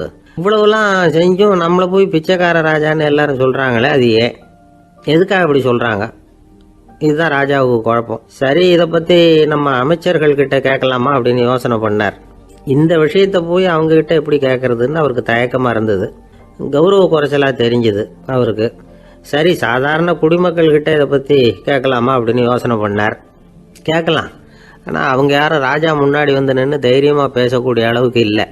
ராஜாவோட குழப்பம் நாளுக்கு நாள் அதிகமாக போச்சு. கடைசியாக அவர் ஒரு முடிவுக்கு வந்தார். அதாவது இதை பற்றி ஒரு பிச்சைக்காரங்கிட்டே கேட்டு பார்த்துட்டா என்ன. இதுதான் அவர் பண்ண முடிவு. உடனே மாறு வேஷம் போட்டுக்கிட்டு நகர்வலம் போனார். ஒரு பிச்சைக்காரனை கண்டுபிடிச்சார். இதை பாருப்பா, நம்ம ராஜாவை எல்லாரும் பிச்சைக்கார ராஜான்னே சொல்கிறாங்களே, அதுக்கு என்ன காரணமாக இருக்கும் அப்படின்னு கேட்டார். அதுக்கு அவன் சொல்கிறான், இதுக்கான பதிலை இன்னும் ஒரு 30 நாளில் சொல்கிறேன் அப்படின்னா. உடனே இவருக்கு சந்தோஷம். உண்மையை அவங்ககிட்ட சொன்னார். நான் வேற யாரும் இல்லை, நான் தான் இந்த நாட்டு ராஜா. இப்போ நீ என் கூடவே வந்துடு, அரண்மனையிலேயே தங்கிக்கோ. 30 நாள் கழித்து எனக்கு பதில் சொல்லிவிட்டு அதுக்கப்புறமா நீ போகலாம் அப்படின்னு சொல்லி அழைச்சிட்டு வந்துட்டார். அரண்மனையில் ஒரு மூலையில் அவன் தங்கறதுக்கு இடம் கொடுத்தார். தினம் 2 வேளையும் இவனுக்கு சோறு போடுங்க அப்படின்னு உத்தரவு போட்டார். ராஜா கொடுத்த இடத்துல போய் உக்காந்துக்கிட்டான் அந்த பிச்சைக்காரன். தினமும் அந்த அரண்மனையில் நடக்கிறதையெல்லாம் கவனிச்சிக்கிட்டு வந்தான். வேளைக்கு சாப்பாடு வரும், சாப்பிட்டுக்கிட்டு இருக்கான். இப்படி 30 நாள் முடிஞ்சுது. ராஜா வந்தார். என்ன, என்னோட கேள்விக்கு பதில் என்னன்னு கண்டுபிடிச்சிட்டியான்னார். கண்டுபிடிச்சிட்டேன்னா. என்ன எல்லாரும் பிச்சைக்கார ராஜான்னு சொல்கிறாங்களே, அது நியாயமாக படுதா உனக்குன்னு கேட்டார். நியாயமாக தான் படுது, சந்தேகம் இல்லாமல் நீங்கள் பிச்சைக்கார ராஜா தான். என்னதான் நீங்கள் வசதியோடவும் படைபலத்தோடவும் இருந்தால் கூட நீங்கள் எங்கள் வர்க்கத்தை சேர்ந்த ஆசாமி தான் அப்படின்னு அடித்து சொல்லிவிட்டான் அந்த ஆள். எதனால் அப்படி சொல்கிறேன்னு கேட்டார் இவர். அரசே, ஒரு உண்மையை கண்டுபிடிச்சி சொல்கிறதா நான் உங்ககிட்ட சொன்னேன். நீங்கள் ராஜ பரம்பரைன்னா உடனே உங்கள் கழுத்தில் கிடக்கிற முத்து மாலையை கழட்டி பரிசாக கொடுத்துருப்பீங்க, பொண்ணையும் மணியையும் கொடுத்துருப்பீங்க. ஆனால் நீங்கள் அப்படி செய்யலை. என்னை ஒரு மூலையில் உட்கார வச்சு 2 வேளை சோறு போட சொன்னீங்க. உங்களை தேடி யார் வந்தாலும், யார் பாராட்டி பேசினாலும் அல்லது பிரச்சனைகளை சொன்னாலும் நீங்கள் செய்கிற ஒரே காரியம் சோறு போடுறது தான். பிச்சைக்காரனுக்கு சோறு மட்டும்தான் உலகம். உங்கள் விஷயத்திலையும் நீங்கள் அப்படி தான் நினைக்கிறதாக தெரியுது. நல்லா கவனிங்க. எந்த ஒரு பிரச்சனைக்கும் சோறு தான் முடிவுன்னு நினைக்கிறீங்க பாருங்கள். நீங்கள் சந்தேகமில்லாத எங்களை சேர்ந்த ஆளு தான் அப்படின்னு விட்டான் அந்த பிச்சைக்காரன். அதுக்கப்புறம் தான் அந்த ராஜா தன்னுடைய தவறுகளை எல்லாம் தேர்த்திக்கிட்டாராம். பசின்னு வர்றவங்களுக்கு சோறு தான் போடணும், அது தப்பு இல்லை. பாராட்ட வர்றவங்களுக்கெல்லாம் சோத்தையே போட்டு அனுப்புனா இப்படி தான் பேர் வரும். எனக்கு தெரிஞ்ச ஒருத்தர் தினமும் யாராவது ஒருத்தரை தன் வீட்டுக்கு அழைச்சிட்டு போவார், சாப்பாடு போட்டு அனுப்புவார். முன்னறிவிப்பு இல்லாமல் திடீர்னு ஒரு விருந்தாளியோட வீட்டில் போய் இவர் நிற்கிறது வழக்கம். அந்த அம்மாவும் இவருக்காக தயார் பண்ணி வச்சிருந்ததை இவர் அழைச்சிட்டு வந்திருக்கிற விருந்தாளிக்கு போட்டுருவாங்க. விருந்தாளி சாப்பிட்டுட்டு போனதுக்கப்புறம் இவர் மனைவி கிட்ட உனக்கு சிரமம் வேணாம் அப்படின்னு சொல்லிவிட்டு பக்கத்தில் உள்ள ஒரு ஹோட்டலுக்கு போய் காசு கொடுத்து சாப்பிட்டுட்டு வந்துடுவார். பல நாள் இப்படி நடக்கும். ஒரு நாள் அவரை தனியாக கூப்பிட்டுக்கிட்டு போய் ஏன் இப்படி பண்ணுறீங்கன்னு கேட்டோம். அதுக்கு அவர் சொல்கிறாரு, எங்கள் வீட்டு சாப்பாட்டிலேருந்து தப்பிக்கிறதுக்கு எனக்கு வேற வழி எதுவும் தெரியல சார், அதனால தான் இப்படி பண்ணிகிட்டு இருக்கிறேன் அப்படின்னார் ரொம்ப பரிதாபமாக.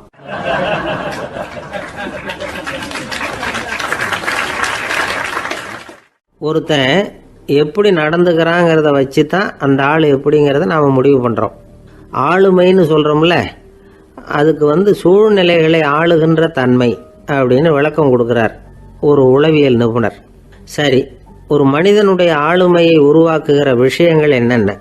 பிறப்பு, வளர்க்கப்பட்ட விதம், படிப்பு, நண்பர்கள், சமுதாயம், இப்படி நிறைய உண்டு. ஆளுமையின் அடிப்படையில் சில மனநோய்கள் உண்டாகுது. அதெல்லாம் என்னென்னங்கிறத தெரிஞ்சு வச்சுக்கிட்டோம்னா நம்ம கூட இருக்கிறவங்கள அடையாளம் கண்டுபிடிக்கிறதுக்கு அது ரொம்ப உபயோகமாக இருக்கும். ஃப்ரெனாய்டு ஆளுமை அப்படின்னு ஒன்று. இந்த கோளாறு உள்ளவங்க எப்படி இருப்பாங்க தெரியுமா? அதிக உணர்ச்சி, சந்தேகம், பொறாமை இதெல்லாம் அதிகமாக இருக்கும். வளைஞ்சு கொடுக்க மாட்டாங்க. அடுத்தவங்களோட இணக்கமான உறவு இருக்காது. அவங்க செய்கிற தப்புக்கெல்லாம் அடுத்தவங்களை குறை சொல்லிகிட்டு இருப்பாங்க. இது ஒரு ரகம். அடுத்தது ஸ்கிசாய்டு ஆளுமை அப்படின்னு சொல்கிறாங்க. இந்த கோளாறு உள்ளவங்க அடுத்தவங்களோட பழக கூச்சப்படுவாங்க. சின்ன வயசுலேயே இது ஆரம்பமாயிடுது. பகல் கனவுலேயே சஞ்சரிப்பாங்க. அவங்களுடைய விரோதம், கோபம் இதை கூட வெளியில் காட்டிக்க முடியாமல் இருப்பாங்க. இவங்களுக்கு அகமுகம், பிரச்சனைகள்லேருந்து ஒதுங்கி எதுலேயும் ஈடுபாடு இல்லாதவங்களாக இருப்பாங்க. இப்படி ஒரு ரகம். அடுத்தது சைக்ளோதமிக் ஆளுமை அப்படின்னு சொல்கிறாங்க. அது என்னென்னா உணர்ச்சிகளில் ஏற்றத்தாழ்வு அதிகமாக இருக்குமா. சில சமயம் பார்த்தா மகிழ்ச்சியாக இருப்பாங்க, சில சமயம் சோகமாக உட்காந்துருப்பாங்க. அவங்க மனநிலைக்கு தகுந்த மாதிரி சமூக நிகழ்ச்சிகளில் பங்கெடுத்துக்குவாங்க. இன்னொரு வகை என்னென்னா எண்ணப்பீடிகை ஆளுமை அப்படின்னு பேர் வச்சிருக்கிறாங்க. அதுக்கு இவங்களுக்கெல்லாம் கரெக்டாக இருக்கணும், எல்லாம் சட்டத்திட்டம், இதுலேயும் ஒரு ஒழுங்குமுறை, இப்படி எதிர்பார்க்குற மனோபாவம். இவங்க எதிர்பார்ப்புக்கும் அரண்முறைக்கும் மற்றவங்க கட்டுப்படணும்னு நினைப்பாங்க. இந்த நிலைமை நீடிச்சா என்ன ஆகும் தெரியுமா? அலைக்கழிக்கிற எண்ணங்கள் திரும்ப திரும்ப ஒரே செயலை செய்ய தூண்டுற மன தளர்ச்சிக்கு ஆளாயிடுறாங்க. அடுத்தது ஹிஸ்டீரியா ஆளுமை. சின்ன விஷயத்தையெல்லாம் பெருசுபடுத்தி நாடகமாக்குற நடிகர்கள் இவங்க. உணர்ச்சி அதிகம் உள்ளவங்க. இவங்க மன எழுச்சியில் பக்குவமின்மை, குழந்தைத்தனம், முதிர்ச்சியின்மை எல்லாம் இருக்கும். தன்னலம் மிக்க குணம். பிறர் தன்னை மட்டுமே கவனிக்கணும்னு நினச்சி செயல்படுறது, இதெல்லாம் இவங்க அடையாளம். அடுத்த ரகம் எப்படின்னா வளர்ச்சியற்ற ஆளுமைன்னு சொல்கிறாங்க. அடுத்தவங்களோட இணங்கி போக முடியாதவங்க, அறிவு, மன எழுச்சி, சமூக உறவு இதில் எல்லாம் போதுமான வளர்ச்சியையும் நிறைவையும் பெற முடியாதவங்க. இவங்களால வாழ்க்கையில் முன்னேற முடியாது. பிச்சைக்காரங்க, குற்றவாளிகள் இவங்ககிட்டெல்லாம் இது மாதிரியான ஆளுமை அதிகமாக இருக்குமா. அடுத்தது என்னென்னா சோர்வுடைய ஆளுமை. எதுலேயும் உற்சாகம் இல்லாமல் சோர்ந்து போயிருப்பாங்க. அதுக்கெல்லாம் நமக்கு வலிமை இல்லைப்பா அப்படின்னு சொல்லிட்டு இருப்பாங்க. சின்ன விஷயங்களுக்கெல்லாம் அதிர்ச்சி அடையிறது, வாழ்வின் சுவையை அனுபவிக்க முடியாதவங்க. இன்னொரு ரகம் இது கொதித்தெழும் ஆளுமைங்கிறாங்க. எதுக்கு எடுத்தாலும் ஆத்திரம், குரோதம், வன் செயல் இதிலெல்லாம் ஈடுபாடு இப்படி உள்ளவங்க. நத்தை வகை ஆளுமை அப்படின்னு ஒன்று. அடுத்தவங்க மேலே விரோதம் இருக்கும், அடிக்கணுங்கிற எண்ணம் இருக்கும். ஆனால் அதை அப்படியே வெளியில் காட்டாமல் அதே சமயம் அமைதியான முறையில் வெறுப்பை வெளிக்காட்டுற ரகம். இவங்கெல்லாம் பேசாமல் கம்முன்னு இருந்துக்கிட்டே நினச்சதை நிறைவேற்றிக்கிடுவாங்க. முன்ஜாக்கிரதை ஆளுமை அப்படின்னு ஒரு ரகமா. பாதுகாப்பின்மை, சந்தேகம், முழுமையின்மை, அறவேக்காட்டுத்தனம் இந்த மனப்போக்கு அதிகமாக இருக்கிறதுனால அகம்பாவம், புடிவாதம், எச்சரிக்கை எல்லாம் அளவுக்கு மீறி இருக்கும். இதுவரைக்கும் நாம் பேசிக்கிட்டு இருந்த ஆளுமை பண்புகள் அளவுக்கு அதிகமாக போயிட்டுதுன்னா ஆளுமை கோளாறுகள் ஏற்படும். அதன் அடிப்படையில் மனவியாதிகள் வருமா. அதனால் இணக்கமான, எல்லாரும் விரும்புகிற இயல்பான ஆளுமையை பெறுவதற்கு நாம் முயற்சி செய்யணும் அப்படிங்கிறது மனோதத்துவ நிபுணர்களுடைய ஆலோசனை. ஒருத்தர் ஒரு மனோதத்துவ டாக்டரை தேடிட்டு வந்தாராம். டாக்டர், எனக்கு மனசில் ஏதோ வியாதி, ஆளுமை கோளாறு, அதாவது எனக்கு சீக்கிரமாக செத்து போனால் தேவையில்லைன்னு தோணுது அப்படின்னாராம். உடனே அந்த டாக்டர், சரி அப்படின்னா இங்கே இருங்க, நான் வைத்தியம் பார்க்குறேன் அப்படின்னாராம்.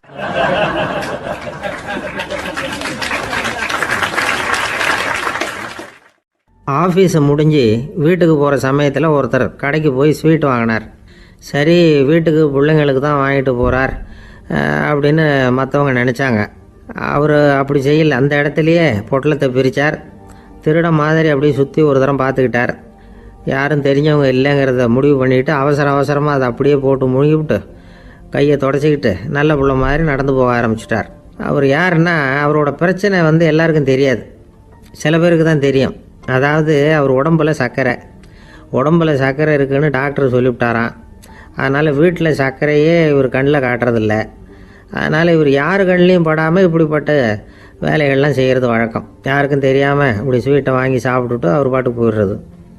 இப்படிப்பட்டவங்களுக்கெல்லாம் கொஞ்சம் ஆறுதலான தகவல் இன்றைக்கி. அது என்னென்னா, நாம் சாப்பிட்ற சர்க்கரைக்கும் நம்ம உடம்பில் உள்ள சில கோளாறுகளுக்கும் அப்படி என்ன தான் சம்மந்தம் இருக்குது. இதை பற்றி சமீபத்தில் சில ஆராய்ச்சிகள்லாம் நடந்திருக்குது. ஏன்னா சர்க்கரைன்னாவே விஷம் மாதிரி அதை பார்க்குறவங்களும் சில பேர் உண்டு. சின்ன பிள்ளைங்களுக்கு வயத்தில் பூச்சி உண்டாகிறதுலேருந்து பெரியவங்களுக்கு நீரிழிவு வர்ற வரைக்கும் எல்லாத்துக்கும் சர்க்கரை தான் காரணம்னு சொல்லிகிட்டு இருக்கிறோம்.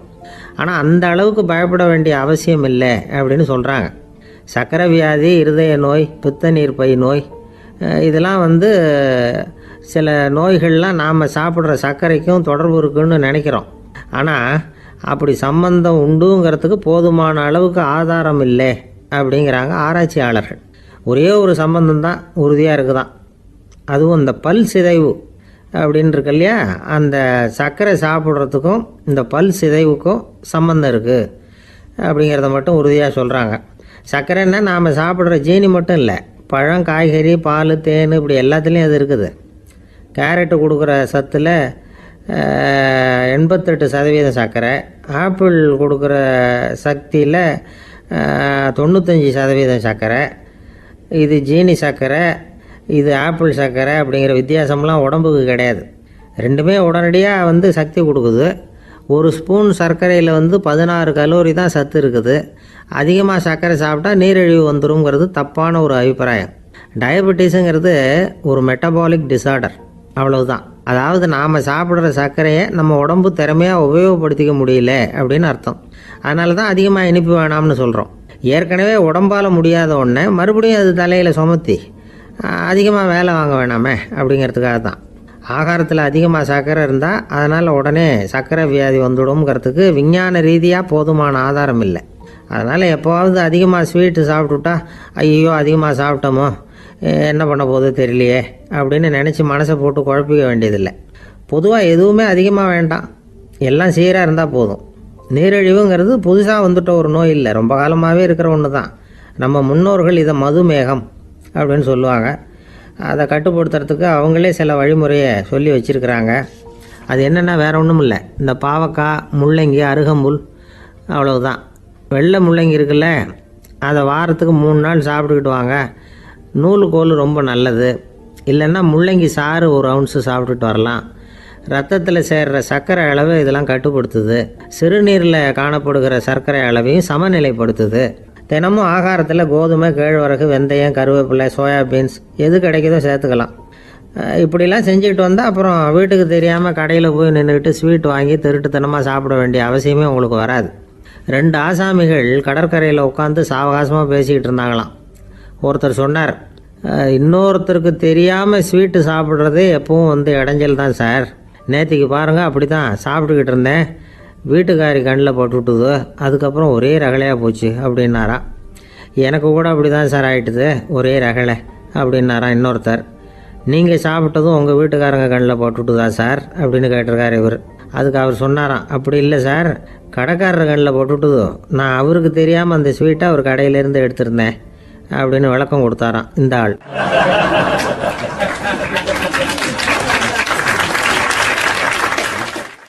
ஒருத்தர் முகத்தை தொங்க போட்டுக்கிட்டு ஒரு மாதிரியாக வந்தார். என்ன விஷயம்னு விசாரித்தேன். என்னுடைய நண்பன் ஒருத்தங்கிட்ட கருத்து வேறுபாடு, இனிமேல் நமக்குள்ளே எந்த சம்மந்தமும் வேணாம்னு நட்பை முறிச்சிட்டு வந்துட்டேன்னா. நண்பர்கள்னு இருந்தால் கருத்து வேறுபாடு வரத்தான் செய்யும்னு. கருத்து வேறுபாடு வராமல் இருக்கிறதுக்கு ஏதாவது வழி உண்டா அப்படின்னு கேட்டாங்க. அதை பற்றி நிபுணர்கள் சில யோசனைகளை சொல்லியிருக்கிறாங்கன்னு. முதல் விஷயம் என்னென்னா, உங்கள் நண்பனுக்கு ஒரு செய்தி சொல்லணும்னா அதை நீங்களே நேரடியாக சொல்லுங்கள், அல்லது உங்கள் கைப்பட கடிதம் எழுதுங்க. அதாவது நேரடி தொடர்பு முக்கியம். அதை விட்டுட்டு இன்னொருத்தர் மூலமாக நண்பர்களுக்கு செய்தி அனுப்புனா நீங்கள் சொல்கிற செய்தி அப்படியே போய் சேராது, அது சேதமாயிடும். கூட்டி குறைச்சி சொல்லிவிடுவாங்க, அது குழப்பத்தில் கொண்டாந்து விட்டுரும். இது ஒரு யோசனை. 2வது யோசனை என்னென்னா, நீங்கள் ஒரு நல்ல காரியத்தை செய்யும் பொழுது உங்கள் நண்பரையும் சேர்த்துக்குங்க, அவருக்கும் அதில் ஒரு ஈடுபாட்டை உருவாக்குங்க. 3வது யோசனை, நம்ம பக்கத்தில் இருக்கிற நண்பர் மகிழ்ச்சி அடைகிற மாதிரி ஏதாவது செய்யணும். சின்ன சின்ன செயல்களாக இருந்தாலும் பரவாயில்ல, அவர் நமக்கு எதுவும் செய்யலையே, நாம் எதுக்கு செய்யணும் அப்படின்னு நினச்சிக்கிட்டு இருக்கக்கூடாது. 4வது யோசனை என்னென்னா, உங்களுக்கு ஒரு பிரச்சனையா அல்லது உங்கள் நண்பருக்கு ஒரு பிரச்சனையா, எதுவாக இருந்தாலும் 2 பேரும் சேர்ந்து உட்காந்து ஆலோசனை பண்ணுங்கள். நம்ம யோசனையும் கேட்கப்படுதே அப்படிங்கிற நினைப்பே அவருக்கு ஒரு மன நிறைவை உண்டாக்குமா. 5வது யோசனை, உங்கள் நண்பர் ஏதோ ஒரு காரியத்தை செய்கிறார், நீங்கள் உடனே அவசரப்பட்டு நீ செய்கிறது தப்புன்னு தீர்ப்பு சொல்லக்கூடாது. அவர் அதை செய்யறதுக்கான நியாயங்கள் எவ்வளோ இருக்கும், அதை புரிஞ்சுக்கிறதுக்கு முயற்சி பண்ணணும். 6வது யோசனை, உங்கள் நண்பர் என்ன சொன்னாலும் அதை பொறுமையாக கேளுங்க. அவர் சொல்கிறத புரிஞ்சுக்கணும், அவர் சொல்ல விரும்புகிறத புரிஞ்சுக்கணும், அவர் சொல்ல முடியாமல் தவிக்கிறதையும் புரிஞ்சுக்கணும். இப்படி 3 விதமாகவும் அவரை புரிஞ்சுக்கிட்டு அதுக்கு தகுந்த மாதிரி செயல்படணும். 7வது யோசனை என்னென்னா, உங்கள் நண்பர் உங்ககிட்ட ஏதோ ஒரு கருத்தை சொல்கிறார், அது உங்களுக்கு பிடிக்கல, அதுக்காக உடனே நீ சொல்கிறது சரியில்லை, நான் ஒத்துக்க மாட்டேன் அப்படின்லாம் மறுத்துக்கிட்டு இருக்கக்கூடாது. அவர் சொல்கிறத கேட்கணும், பொறுமையாக சிந்திக்கணும், அதுக்கப்புறம் பதில் சொல்லணும். இப்படிலாம் நடந்துக்கிட்டால் நண்பர்களுக்குள்ள கருத்து வேறுபாடு வர்றதுக்கு வாய்ப்பே இருக்காது அப்படின்னு வல்லுநர்கள் தொகுத்து சொல்லியிருக்கிறாங்க இந்த யோசனைகளை. எனக்கு தெரிஞ்ச சில நண்பர்கள் உண்டு, அவங்களுக்குள்ளேயும் கருத்து வேறுபாடுகள் வராமல் இருக்கிறதுக்கு சில நுட்பங்களை கையாளுறது உண்டு. ஒருத்தர் சொன்னார், அந்த டாக்டர் சின்ன வயசுலேருந்து என் கூட பழகினவர், நாங்கள் 2 பேரும் இணை பிரியாத நண்பர்கள். இருந்தாலும் எனக்கு உடம்பு சரியில்லைன்னா நான் அவர்கிட்ட வைத்தியம் பார்த்துக்க மாட்டேன் அப்படின்னார் ஒருத்தர். ஏன் அப்படின்னு கேட்டேன்.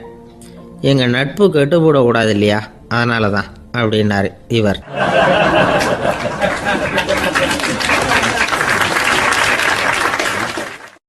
ஒரு மனுஷனுக்கு 3 விதத்தில் கர்வம் உண்டாகிறதுக்கு வாய்ப்பு உண்டு.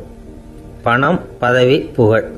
பணம் அதிகமாக வந்தால் கர்வம் வரலாம், பதவி பெருசாக வந்துட்டுதுன்னா கர்வம் வரலாம், புகழ் அதிகமாக போனாலும் கர்வம் வரலாம். இந்த 3 வகையான கர்வத்துக்கும் இடம் கொடுக்காம இருக்கிறாங்க பாருங்க, அவங்க தான் சிறந்த மனிதர்கள். ஒரு பெரிய பொறுப்பில் இருக்கிறவங்களுக்கு கர்வம் வந்துடக்கூடாது. அப்படி வந்துட்டுதுன்னா அது எல்லாருக்கும் இடைஞ்சல். ஒரு ராஜா இருந்தார். அவர் ஒரு நாள் தன்னுடைய தலைநகரத்தை சுற்றி வந்துக்கிட்டு இருந்தார். ஒரு இடத்துல ஒரு அழகான நிலத்தை பார்த்தார். ஆஹா, இந்த இடத்துல நமக்குன்னு ஒரு மாளிகையை கட்டினா எவ்வளோ நல்லா இருக்கும் அப்படின்னு நினச்சார். ராஜா நினச்சா அது முடியாத காரியமா? சரி, இந்த நிலம் யாருக்கு சொந்தம்னு விசாரிங்க அப்படின்னார் பக்கத்தில் இருந்தவங்கக்கிட்ட. அவங்கெல்லாம் ஓடி போய் விசாரித்தாங்க. அந்த இடம் ஒரு வயசான கிழவிக்கு சொந்தம், வயசான அம்மாவுக்கு சொந்தமாக. அந்த அம்மா தான் அதில் ஒரு குடிசையை போட்டு குடியிருந்துக்கிட்டு இருக்கிறாங்க. சரி, அந்த நிலத்துக்கு ஒரு விலையை நிர்ணயம் பண்ணி அதை அந்த வயசான அம்மா கிட்ட கொடுத்துருங்கோ அப்படின்னு உத்தரவு போட்டார் ராஜா. ஆனால் அந்த அம்மா இது எங்கள் பூர்வீக இடம், இதை விற்க மாட்டேன் அப்படின்னு சொல்லிவிட்டுது. சரி, 2 பங்கு விலை கொடுக்குறோம்னு சொல்லி பாருங்க அப்படின்னாங்க. அப்படியே சொன்னாங்க அரண்மனை ஆட்கள். அதுக்கும் சம்மதிக்கலை அந்த அம்மா. இதை கேள்விப்பட்டதும் ராஜாவுக்கு கோபம் வந்துட்டுது. தன்னுடைய ஆளுங்களை கூப்பிட்டார். போய் அந்த குடிசையை பிரித்து எறிங்க, காசெல்லாம் ஒன்றும் கொடுக்காதீங்க அப்படின்னு கத்தினார். அவ்வளோதான். அடுத்த நிமிஷம் அரண்மனை ஆசாமிகள் போனாங்க, குடிசையை பிரித்து எரிஞ்சாங்க. அந்த வயசான அம்மா இருக்குது, அதுவும் அந்த இடத்த விட்டு துரத்தி விட்டாங்க. அந்த இடத்துல ஒரு அரச மாளிகையை கட்டி முடிச்சிட்டாங்க. அந்த வயசான அம்மா பாவம், ராஜாவே இப்படி பண்ணால் யார்கிட்ட போய் முறையிட முடியும்? ஒரு ஞானி இருந்தார், அவர்கிட்ட போய் சொன்னாங்க. அவர் இவங்க சொன்னதை கேட்டு மனசில் வச்சுக்கிட்டார். ஒரு நாள் அந்த ராஜாவே இந்த ஞானியை கூப்பிட்டார். புதுசாக ஒரு மாளிகை கட்டியிருக்கிறேன், வந்து பாருங்கன்னு. சரின்னு சொல்லி இந்த பெரியவர் ஒரு நாள் இந்த மாளிகைக்கு போனார். சும்மா போகல, ஒரு கழுதையையும் ஓட்டிகிட்டு போனார். கொஞ்சம் சாக்குகள், வெத்து சாக்கு, அதையும் எடுத்து கழுதை முதுகில் போட்டு கழுதையை ஓட்டிகிட்டு போகிறார். ராஜா பார்த்தார். அவருக்கு இது ஆச்சரியமாக இருந்தது. என்ன இது, மாளிகைக்கு வந்துட்டு போங்கன்னு கூப்பிட்டா கழுதை சாக்கு இதெல்லாம் கொண்டு வராரே, ஒன்றும் புரியலையேன்னு நினச்சார். எதுக்காக இதெல்லாம்னு கேட்டார். அரசருடைய தோட்டத்திலேருந்து கொஞ்சம் மண் எடுத்துகிட்டு போகிறதுக்கு ஆசைப்பட்றேன், அதுக்கு நீங்கள் அனுமதி கொடுக்கணும் அப்படின்னு இவர். இது என்ன வேடிக்கையான கோரிக்கையாக இருக்குது அப்படின்னு நினச்சார் ராஜா. இருந்தாலும் மண் தானே கேட்குறாரு, எடுத்துகிட்டு போகட்டுமே அப்படின்னு நினச்சார். சரின்னு அனுமதி கொடுத்தார். அந்த பெரியவர் தோட்டத்துக்கு போனார், மண்ணை வெட்டினார், சாக்கில் போட்டு நிரப்புனார். ராஜாவை கொஞ்சம் கிட்ட வாங்கன்னு கூப்பிட்டார். இந்த மண் மூட்டையை தூக்கி கழுதையோட முதுகில் வைக்கணும், கொஞ்சம் உதவி பண்ணுங்கன்னார். ஓ, பண்ணுறேனே அப்படின்னு சொல்லி ராஜா கிட்ட போனார். மூட்டையை தூக்கி பார்க்குறாரு, முடியல, திணறி போயிட்டார். இப்போ அந்த ஞானி பேசினாராம். அரசே, இந்த ஒரு சாக்கு மண்ணையே உங்களால் தூக்க முடியல, அந்த கிழவிகிட்ட இருந்து அந்த அக்கிரமமாக அபகரித்த இந்த தோட்டம் பூராவையும் சுமக்கணும்னு ஆசைப்படுறீங்களே, அது உங்களால் முடியுமா அப்படின்னு கேட்டாராம். ராஜா யோசனை பண்ண ஆரம்பித்தார். தன்னுடைய செயலுக்காக வருத்தப்பட்டாராம். அந்த வயசான அம்மாவை உடனடியாக வரவழைச்சார். தாயே, தப்பு பண்ணிட்டேன், என்னை மன்னிச்சுக்குங்க, இன்னையிலேருந்து இந்த மாளிகையும் தோட்டமும் உங்களுக்கு தான் சொந்தம் அப்படின்னு சொல்லிவிட்டாராம். போகிறப்ப இந்த உலகத்திலேருந்து எண்ணத்தை எடுத்துகிட்டு போக போகிறோம், அதனால் ரொம்பவும் அலட்டிக்க வேண்டியதில்லை, கர்வப்பட வேண்டியதில்லை அப்படிங்கிறது ஒரு பெரிய உபதேசம். ஒரு பெரிய மனுஷன் சாக கிடந்தார், ரொம்பவும் அழுதார். ஏன் அழறீங்க அப்படின்னு கேட்டாங்க சுற்றி இருந்தவங்க. நான் சாகிறதுக்காக கவலைப்படலை, நான் நம்ம ஜனங்களுக்காக எவ்வளவோ காரியம்லாம் செஞ்சுக்கிட்டு வந்தேன். நான் செஞ்சுக்கிட்டு வந்த சேவையை இனிமேல் யார் செய்ய போகிறாங்க, அது யாரால் முடியும், அதை நினச்சி தான் அழறேன் அப்படின்னாராம். ஒருத்தர் முன்னாடி வந்தார். அதுக்காக நீங்கள் கவலைப்படாதீங்க, உங்கள் சேவையை தொடர்ந்து செய்கிறதுக்கு என்ன மாதிரி இளைஞர் பட்டாலும் தயாராக இருக்குது, இருந்தாலும் எங்கள் கவலை என்னென்னா அப்படின்னு இழுத்தார். என்ன சொல்லுங்கன்னு கேட்டார் அவர். நீங்கள் இது வரைக்கும் என்ன சேவை செஞ்சுக்கிட்டு வந்தீங்க, அதுதான் எங்களுக்கு இன்னமும் புரியாத புதிராக இருக்குது அப்படின்னாராம் அவர்.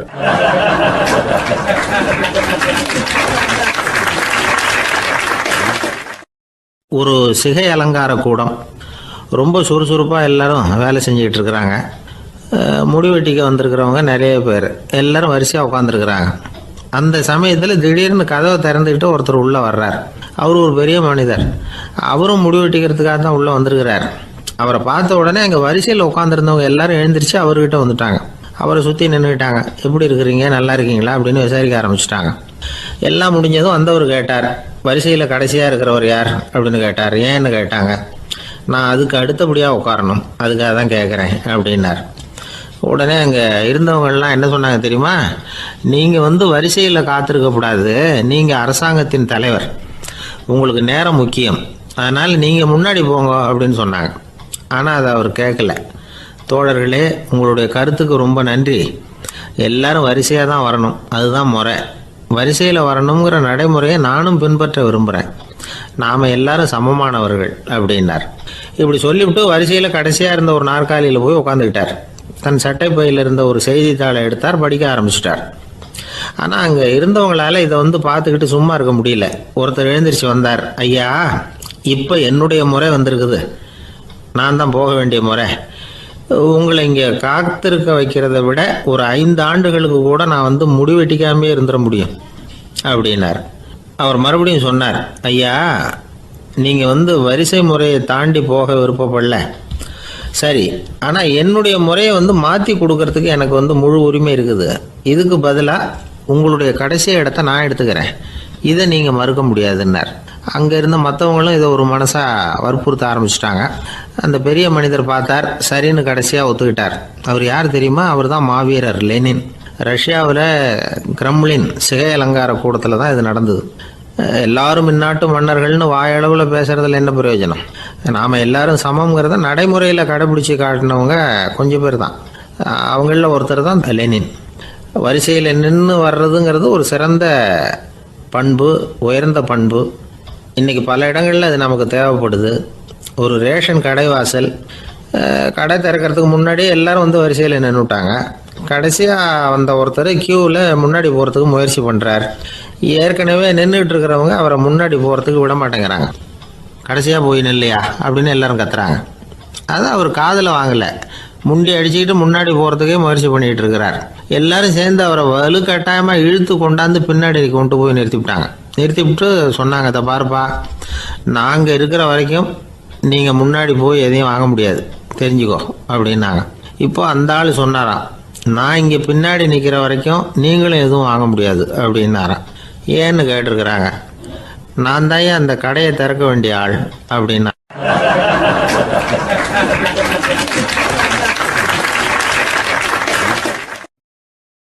ஒரு நண்பர் அவசரமாக என்கிட்ட ஓடி வந்தார். அப்புறம் சொன்னார், என்னால் நம்பவே முடியல சார், என் பையனா இப்படி அப்படின்னு சொல்லி ஆச்சரியப்பட்டார். உங்கள் பையன் அப்படி என்ன தான் செஞ்சுட்டான் அப்படின்னு கேட்டேன். என்னால் முடியாத ஒரு காரியத்தை அவன் செஞ்சுட்டான் சார் அப்படின்னார். அது என்னன்னு தான் சொல்லுங்களேன். என்ன 5வது வகுப்பில் அவன் ஒரே தடவையில் தேறிட்டான் சார், அதாவது ஒரே அட்டம்ப்டில் பாஸ் ஆகிருக்கான் அப்படின்னார். மூச்சு வாங்க. கஷ்டப்பட்டு பரீட்சை எழுதுனது அவன், இவருக்கு ஏன் மூச்சு வாங்குது? நம்மால் செய்ய முடியாத ஒரு காரியத்தை இன்னொருத்தர் செய்யும் பொழுது அது நமக்கு ஆச்சரியமாக இருக்குது. சர்க்கஸ் பார்க்குறோம், ஒருத்தர் அந்த இடத்துல தொங்குறார், அது நமக்கு ஆச்சரியம். ஏன்னா அது நம்மால் முடியாத காரியம். நம்மால் முடியாத ஒன்றை அடுத்தவர் எளிதாக செய்யும் பொழுது நாம் மருள்வது இயற்கை. இதை தான் தொல்காப்பியம் மருட்கை அப்படின்னு சொல்லுது. இந்த வியப்பு இருக்குதே, இது 4 வகையில் ஏற்படுறதாக தொல்காப்பியம் சொல்லுது. அது என்ன 4 வகை? முதல் வகை எப்படின்னா, புதுமையான அரிய செயல்களை செய்கிறது. 2வது வகை என்னென்னா பெரும் செயல்களை செய்கிறது. 3வது வகை என்னென்னா மிக நுட்பமான செயல்களை செய்கிறது. 4வது வகை என்னென்னா ஆக்கம் தரும் செயல்களை செய்கிறது. புதுமை, பெருமை, சிறுமை, ஆக்கமோடு மதினம் சாலா மருட்கை 4 அப்படிங்கிறது தொல்காப்பியம். இன்றைக்கி விஞ்ஞானம் புதுசு புதுசாக எதையோ கண்டுபிடிக்குது. ஆரம்பத்தில் அது ஆச்சரியமாக இருக்குது, அப்புறம் அது நமக்கு பழகி போடுது. வானொலி பெட்டி புதுசாக வந்தப்போ ஒரு பெட்டி பேசுதுங்கிறது எவ்வளோ பெரிய ஆச்சரியம். இப்போ யாரும் அதை ஆச்சரியமாக பார்க்குறதில்ல. மதினம் சாலா மருட்கை அப்படின்னு ஒரு சொற்றொடர் வருது பாருங்கள். அதில் கருத்தாழம் உண்டு. எதை பற்றியும் போதுமான அளவு புரிந்து கொள்ளாத போது ஒருத்தர் ஆச்சரியப்படுறார். புரிந்து கொண்ட பிறகு ஆச்சரியம் மறைஞ்சு போடுது. மிக நுட்பமான செயல்களும் நம்ம ஆச்சரியப்பட வைக்கும். ஒரு அரிசியில் ஒரு திருக்குறளை எழுதி காட்டுறாங்க, ஒரு முட்டை ஓட்டுக்குள்ளே ஓவியம் தீட்டி காட்டுறாங்க. கருங்கல் சிற்பங்களில் எவ்வளவு நுட்பமான வேலைப்பாடுகளை எல்லாம் பார்த்து ஆச்சரியப்படுறோம். இது மாதிரி ஆக்கப்பூர்வமான அரிய செயல்களை செய்கிறது கூட வியப்பை உண்டு பண்ணும். குப்பை கூலங்களை கூட வாழ்க்கைக்கு பயன்படுகிற பொருளாக மாற்றுகிறவர்கள் இருக்காங்க. அவர்களுடைய செயல் வியப்பு அளிக்குது. இடைக்காட்டு சித்தர் பாடின 30 30ங்கிற நூலில் வர்ற ஒரு பாடல், ஆற்றல் பிறர் அறிதலின் அகம் கிளர்வு உறுதலின் கற்று அறிபாணர் கழுமிய கோடலின் தோற்றம் உருகவே போற்றல் சால் வியப்பே. ஒருத்தருடைய ஆற்றல் தெரியாமல் இருந்தது, அவருடைய அரிய செயலை பார்க்கும் பொழுது வியப்பாக இருந்தது, மனசுக்குள்ள கிளர்ச்சி. பாவலர்கள் இவர்களுடைய புகழை பாடி மற்றவர்களும் தெரிந்து கொள்ளுமாறு செய்கிறார்கள் அப்படிங்கிறது தான் ஒரு யதார்த்தமான உண்மை. ஆக எல்லா வகையிலும் மக்கள் தங்களுடைய வாழ்க்கையில் முன்னேறுவதற்கான வழிகாட்டுகிற ஒரு மெய்ப்பாடு தான் வியப்புங்கிறது. இந்த காலத்தில் நம்ம எப்படியெல்லாம் ஆச்சரியப்பட வைக்கிறாங்க. ஒரு ஆளை பிடிச்சி ஜெயிலில் கொண்டு வந்தாங்க. ஜெயில் அதிகாரி அவனை ரொம்ப ஆச்சரியமாக பார்த்தாரான். இவன் கேட்டான், ஏன் சார் அப்படி பார்க்குறீங்க, நான் இப்போ இங்கே வர்றது உங்களுக்கு ஆச்சரியமாக இருக்குதா அப்படின்னு கேட்டிருக்கான். இதுக்கு ஜெயில் அதிகாரி சொல்லியிருக்கார், நீ இப்போ இங்கே வந்ததில் எனக்கு ஒன்றும் ஆச்சரியம் இல்லைப்பா, ஏற்கனவே நீ இங்கேருந்து விடுதலையாகி போய் 6 மாதம் ஆச்சு, இவ்வளவு லேட்டாக வர்றியே அதுதான் எனக்கு ஆச்சரியமாக இருக்குது அப்படின்னாராம்.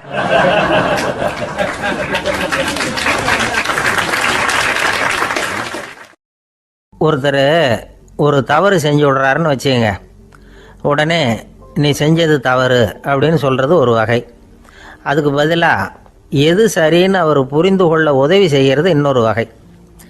இந்த 2வது வகை இருக்குது பாருங்கள், நிர்வாக இயலில் இது ரொம்ப முக்கியம். அலுவலகத்தில் வேலை பார்க்குற ஒருத்தர் முக்கியமாக தெரிஞ்சுக்க வேண்டியது என்ன தெரியுமா? சக ஊழியர்கள்கிட்ட எப்படி பழகணும், மேலதிகாரிகள்கிட்ட எப்படி பழகணும், தனக்கு கீழே வேலை செய்கிறவங்கக்கிட்ட எப்படி பழகணும், வாடிக்கையாளர்கள்கிட்ட எப்படி பழகணும், இவங்க எல்லார்கிட்டையும் செம்மையான உறவை ஏற்படுத்திக்கிறது எப்படி, இதையெல்லாம் சொல்லிக் கொடுக்குற பாடம் தான் இன்டர் பர்சனல் ஸ்கில், திறமையான உறவு அப்படிங்கிறது. எந்த வேலையில் இருந்தாலும் சரி, இந்த உறவுகளை வளர்க்கும் திறன் உள்ளவங்க சீக்கிரம் முன்னுக்கு வந்துடுறாங்க. மற்றவங்க கிட்ட உறவை பலப்படுத்திக்கிறது எப்படி அப்படின்னு தெரிஞ்சுக்கிட்டோம்னா எந்த ஒரு தடையையும் சுலபமாக தாண்டி செய்கிற தொழிலில் முன்னுக்கு வந்துடலாம். ஹார்வர்டு பல்கலைக்கழகத்தில் ஒரு கணக்கெடுப்பு பண்ணி பார்த்தாங்களாம். பார்க்குற வேலையில் எது மாதிரி குணாதிசயம் உள்ளவங்க வேகமாக முன்னுக்கு வர்றாங்க அப்படின்னு தெரிஞ்சுக்கிறதுக்காக இந்த கணக்கெடுப்பு. வெவ்வேறு துறையில் வேகமாக முன்னுக்கு வந்திருக்கிற பல பேரை சந்தித்து இந்த சர்வேயை நடத்தியிருக்கிறாங்க. அவங்க கண்டுபிடிச்சி சொல்லியிருக்கிற உண்மை என்ன தெரியுமா? ஒருத்தர் ஒரு வேலையில் இருந்தால் அது சம்பந்தப்பட்ட சப்ஜெக்ட் பற்றிய அறிவு 35% இருந்தால் போதுமா. ஆனால் உறவுகளை வளர்க்கக்கூடிய திறன், இன்டர் பர்சனல் ஸ்கில்லு 65% வேணும். இப்படி உள்ளவங்க சீக்கிரம் முன்னுக்கு வந்துடுறாங்களாம். அதனால் ஒருத்தருக்கு வேலை சரியாக புரியலைன்னா கூட விவரமாக மற்றவங்கக்கிட்ட பழகிறது எப்படின்னு புரிஞ்சால் போதும், அவர் முன்னுக்கு வந்துடலாம். அலுவலகங்களில் மட்டும் இல்லை, எல்லா இடங்கள்லேயும் இது ரொம்ப முக்கியம். வீட்டுக்குள்ளேயும் இது ரொம்ப முக்கியம், வீட்டுக்கு வெளியேயும் இது முக்கியம். அடுத்தவங்க கிட்ட பழகிறது எப்படிங்கிறத தெரிஞ்சிக்காதவன் வாழ்க்கையில் முன்னேற முடியாது. இன்றைக்கி ஆயுதங்களால் காயப்படுத்தி கொள்ளுகிறவர்களை விட வார்த்தைகளால் காயப்படுத்தி கொள்ளுகிறவர்கள் தான் அதிகம். பெரியவங்க என்ன சொல்கிறாங்க தெரியுமா? நீங்கள் இந்த பூமியில் பிறந்ததன் அர்த்தம் பூர்த்தி ஆகணும்னா அடுத்தவங்களுக்கு உதவி பண்ணுங்க. அடுத்தவங்களுக்கு உதவி செய்ய முடியாவிட்டால் கூட பரவாயில்லை, ஆனால் யாரையும் புண்படுத்தி விடாதீங்க அப்படின்னு சொல்கிறாங்க. எனக்கு தெரிஞ்ச ஒருத்தர் ஒரு அலுவலகத்தில் வேலை பார்க்குறார். அவர் சொல்லுவார், எனக்கு இந்த இன்டர் பர்சனல் ஸ்கில் ரொம்ப அதிகம் சார், சக ஊழியர்கள்கிட்ட ரொம்ப சுமூகமாக நடந்துக்குவேன். என் கூட வேலை பார்க்குற ஒருத்தருக்கு ஏதாவது ஒரு கஷ்டம்னா அந்த சமயத்தில் அவர் செய்ய வேண்டிய வேலையை நான் செஞ்சிருவேன் சார் அப்படிம்பார். நான் அவர்கிட்ட சமீபத்தில் அப்படி ஏதாவது செஞ்சுருக்கீங்களா அப்படின்னு கேட்டேன். செஞ்சுருக்கேன் சார். போன வாரம் புதன்கிழமை ஆஃபீஸில் என் பக்கத்து சீட்டுக்காரருக்கு வயிற்று வலி, உடனே நான் மெடிக்கல் லீவ் போட்டுவிட்டு எங்கள் வீட்டுக்கு போயிட்டேன் சார் அப்படின்னார்.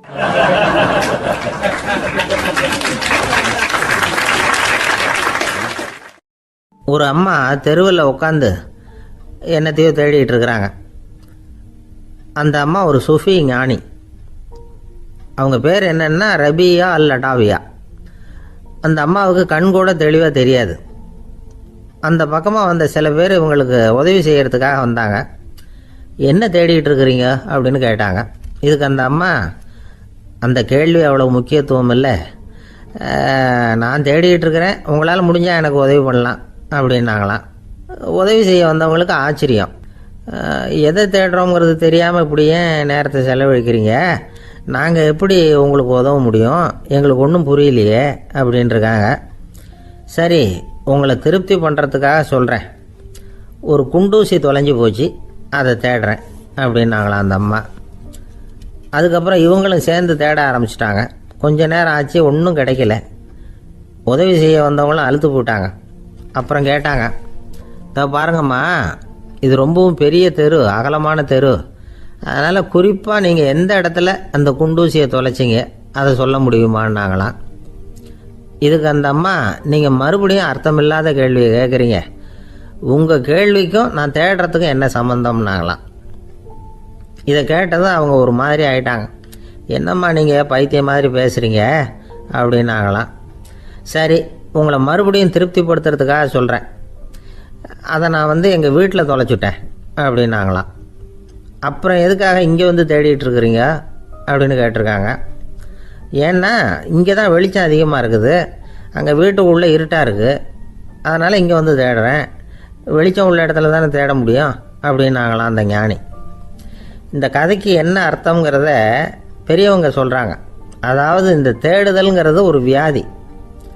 அது நம்ம சதா அலைய வைக்கும், பைத்தியமாக மாற்றுறதுக்கு முயற்சி பண்ணோம். ஒரு காலம் அது நிறைவு அடையவே அடையாது. வாழ்வுங்கிறது ஒரு புரிந்து கொள்ள முடியாத சதா இயங்கி கொண்டிருக்கிற ஒரு செயல். அதுக்கு ஆரம்பமும் இல்லை, முடிவும் கிடையாது. எதையோ தேடணும் அப்படிங்கிற உந்துதல் நமக்குள்ளே இருக்கும். ஆனால் குறிப்பாக எதை தேடிட்டு இருக்கிறோம் அப்படிங்கிறது புரியாது. அப்படி ஏதாவது ஒன்றை தேடி அடைஞ்சிடுறோம்னு வச்சுக்கோங்க, உடனே ஒரு அதிருப்தி வந்துடும். அதனால் வாழ்க்கைங்கிறது சலிப்பு நிறைந்தது அப்படிங்கிற எண்ணத்தை உண்டாக்கிக்கிறோம். ஒன்று அடைஞ்சதுக்கு அப்புறம் இன்னொன்று தேட ஆரம்பிச்சிருவோம். ஆக இந்த தேடல்ங்கிறது நாம் ஒன்று அடைஞ்சாலும் அடையாவிட்டாலும் தொடர்ந்து நடந்துக்கிட்டு தான் இருக்கும். இதுக்கு முடிவே கிடையாது. இந்த உண்மையை நாம் நல்லா புரிஞ்சுக்கணும் அப்படிங்கிறது பெரியவங்களுடைய கருத்து. ஏழையும் தேடுறான், பணக்காரனும் தேடுறான், நோயாளியும் தேடுறான், நோய் இல்லாதவனும் தேடுறான், அதிகாரம் உள்ளவனும் தேடுறான், அதிகாரம் இல்லாதவனும் தேடுறான், முட்டாளும் தேடுறான், அறிவாளியும் தேடுறான்.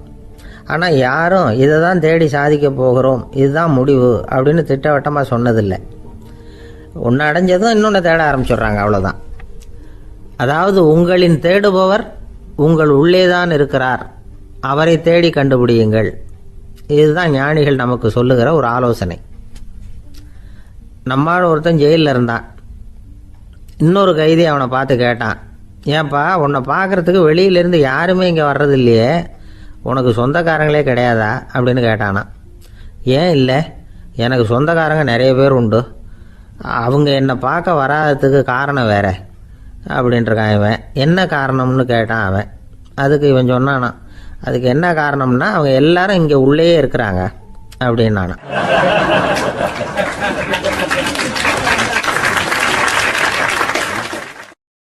ஒரு சீன தேசத்து அரசர் இருந்தார்.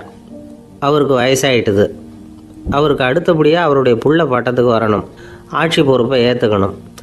ஒரு நல்ல தலைவனுக்கு இருக்க வேண்டிய பண்புகள்லாம் தன்னுடைய மகனுக்கு இருக்கணும்னு விரும்பினார் அந்த அரசர். அதனால் இளவரசனை பக்கத்தில் இருந்த ஒரு குரு கிட்ட அனுப்புனார். இளவரசன் அவர்கிட்ட போய் சேர்ந்தான். அந்த குரு என்ன பண்ணார் தெரியுமா, இவனை பார்த்து சொன்னார், இதை பாருப்பா, நீ என்ன பண்ணுற, இப்போவே பக்கத்தில் இருக்கிற காட்டுக்கு போ, நடு காட்டில் போய் ஒரு இடத்துல உட்காந்துக்கோ, அங்கே என்னென்ன சத்தம்லாம் உன் காதில் விழுதுன்னு கவனித்து கேளு, உன் காதில் விழுந்த ஓசைகள் என்னென்னங்கிறத என்கிட்ட சொல்லு, அதுதான் எனக்கு தெரியணும், உனக்கு வேலையும் அதுதான் அப்படின்னு சொல்லி அனுப்பி வச்சுட்டார். இளவரசன் காட்டுக்கு போனான். குரு சொன்னபடியே ஒரு இடத்துல உட்காந்து கவனித்து கேட்டான். அதுக்கப்புறம் குருக்கிட்ட திரும்பி வந்தான். என்னென்ன சத்தம்லாம் கேட்ட அப்படின்னு கேட்டார் குரு. குருவே, காட்டில் நான் பறவைகள் சத்தம்லாம் கேட்டேன், மிருகங்களின் ஓசையையும் கேட்டேன், இதை தவிர இடி மின்னல் மழை இதுகளோட சத்தத்தையும் கேட்டேன் அப்படின்னா. குரு யோசனை பண்ணார், நீ இன்னமும் சரியாக கேட்கல, அதனால் மறுபடியும் காட்டுக்கு போ, கொஞ்ச நாள் தங்கியிருந்து கேட்டுட்டு வா அப்படின்னார். இளவரசனுக்கு ஒன்றும் புரியல. இருந்தாலும் குருவின் கட்டளையாச்சே, மறுக்க முடியுமா? உடனே அவன் மறுபடியும் காட்டுக்கு போனான். ஒரு இடத்துல உட்காந்தான். கொஞ்ச நேரம் உன்னிப்பாக கவனித்து கேட்டான். சில நாள் கழித்து குருக்கிட்ட திரும்பி வந்தான். குருவே, இந்த தடவை சில துல்லியமான சத்தங்களை எல்லாம் கேட்டான். தேனீ பறக்கிற சத்தம், நீரோடையின் மெல்லிய ஓசை, இதெல்லாம் கேட்டேன்னா. குரு சிரித்தார். நீ மறுபடியும் காட்டுக்கு போ, இன்னும் சில நாள் அங்கே இரு, முழுமையாக கவனமாக கேட்டுட்டு வா அப்படின்னு சொல்லி அனுப்பி வச்சுட்டார். இளவரசனுக்கு குழப்பம் அதிகமாகிட்டுது. ஒன்றுமே புரியல. மறுபடியும் காட்டுக்கு போனான். மௌனமாக ஒரு இடத்துல உட்காந்துட்டான். அப்படியே தியானத்தில் ஆழ்ந்துட்டான். சில நாளில் அவனுக்கு இதுவரை கேட்காத ஓசைகள்லாம் கேட்க ஆரம்பிச்சிட்டுது. இதைத்தான் நான் கேட்கணும்னு என்னுடைய குரு எதிர்பார்த்துருக்கிறாருங்கிறத புரிஞ்சுக்கிட்டான். உடனே குரு கிட்ட ஓடனான். குருவே, இந்த தடவை காதுகளுக்கு கேட்க முடியாத சில ஓசைகளை கூட என்னால் உணர முடிஞ்சுது. பூ மலருகிற ஓசை, சூரியனால் பூமி சூடாகிறப்போ எழுகிற ஓசை, காலை பனித்துளி இந்த புல்லுலாம் குடிக்கிற ஓசை, இது எல்லாம் என்னால் நல்லா கேட்க முடிஞ்சுது அப்படின்னா. குருவுக்கு இப்போ தான் திருப்தி ஏற்பட்டு தான் இளவரசனை பார்த்து சொன்னார், இந்த பாருப்பா, இப்போ தான் நாட்டை ஆளுகிற தகுதி உனக்கு வந்திருக்குது அப்படின்னு சொல்லி அதுக்கு விளக்கமும் கொடுத்தாராம். எந்த அரசன் தன்னுடைய மக்களின் இதயம் பேசுகிற மௌன மொழியை, மௌன வார்த்தைகளை கேட்குறானோ அவன்தான் ஆள தகுதி உள்ளவன். எந்த அரசன் தன்னுடைய மக்களின் உணர்ச்சிகளை உண்மையாக உணர்றானோ அவன்தான் முதன்மையான அரசன். போலி வார்த்தைகளை மட்டும் கேட்டுட்டு பல மௌன ராகங்களை காதில் வாங்கிக்காதவன் அரசனே இல்லை. எந்த நாட்டில் எப்போ ஒரு அரசன் தன்னுடைய மக்களின் உணர்ச்சிகளை கேட்க மறுக்கிறானோ அன்னையிலேருந்தே அந்த நாடு அழிய தொடங்குது அப்படின்னு அர்த்தம். இதுதான் அந்த குரு இளவரசனுக்கு போதிச்சது. வாயால் பேசுகிறத மட்டும் கேட்டு ஏமாறக்கூடாது, உணர்ச்சிகளையும் கேட்கறதுல தான் மனப்பக்குவம் உண்டாகும். மக்கள் உணர்ச்சிகளை புரிந்து கொள்ளாத அரசர்கள் நீடிச்சிருக்க முடியாது. அது மாதிரி நாடுகளில் அடிக்கடி குழப்பம் தான் உண்டாகும். அப்படி இருந்தால் அடிக்கடி ஆட்சி மாறிக்கிட்டு இருக்கும். அப்படிப்பட்ட ஒரு தேசம், அங்கே ஒரு சிறைச்சாலையில் 3 கைதிகள் பேசிக்கிட்டு இருந்தாங்க. ஒருத்தன் சொன்னான், நான் இந்த நாட்டு ராஜாவை எதிர்த்து பேசிக்கிட்டு இருந்தேன், அதனால் என்னை பிடிச்சி கொண்டாந்து இங்கே போட்டுவிட்டாங்க அப்படின்னா ஒருத்தன். இன்னொருத்தன் சொன்னான், நான் இந்த நாட்டு ராஜாவை ஆதரித்து பேசிக்கிட்டு இருந்தேன், அதனால் என்னை பிடிச்சி கொண்டாந்து இங்கே தள்ளிவிட்டாங்க அப்படின்னா. அது சரி, நீ என்ன தப்பு பண்ண அப்படின்னு சொல்லி 3வது ஆளை பார்த்து இவங்க கேட்டாங்க. அதுக்கு அந்த ஆள் சொல்கிறான், நான் தான் இந்த நாட்டு ராஜா அப்படின்னானா.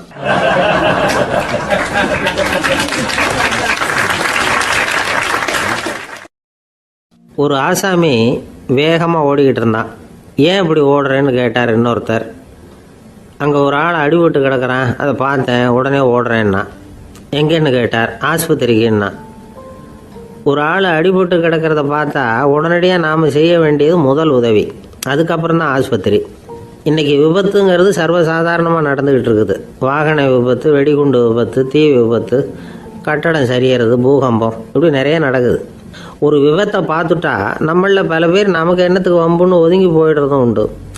சில பேர் துணிஞ்சு கிட்ட போய் உதவி செய்கிறதும் உண்டு. அப்படி உதவி செய்ய நினைக்கிறவங்களுக்கு உபயோகப்படுற தகவல் இது. விபத்தில் காயமடைஞ்சவங்களை 3 பிரிவாக பிரிக்கலாமா. முதல் வகை கொஞ்சம் சீரியஸானது, உயிருக்கு உடனே ஆபத்து தரக்கூடியது. மூளை காயம், முகம், கழுத்து காயங்கள், இருதயம், நுரையீரல் காயங்கள், வயத்தில் உள்ளுறுப்பு காயங்கள், அதிகப்படியான இரத்தப்போக்கு, இதனால எல்லாம் பாதிக்கப்பட்டிருந்தால் அது முதல் வகை அப்படின்னு நாமளே மனசுக்குள்ளே முடிவு பண்ணிக்கணும். இவங்களுக்கெல்லாம் உடனடியாக முதல் உதவி கொடுக்கணும். தாமதப்படுத்தாமல் ஆஸ்பத்திரிக்கு கொண்டுகிட்டு போயிடணும். இப்படி கொஞ்சம் எச்சரிக்கையாக நடந்துக்கிட்டால் அவங்களில் பல பேரை காப்பாற்றி போடலாம். 2வது வகை எப்படின்னா, முதல் உதவி விரைவாக கிடைச்சா உயிர் பிழைக்கக்கூடிய மார்பு காயங்கள், கைகால் எலும்பு முறிவு, இடுப்பு முதுகெலும்பு காயம், சீரான இரத்த சேதம், இப்படிப்பட்டவங்களை 2வது வகையாக பிரிக்கணும்.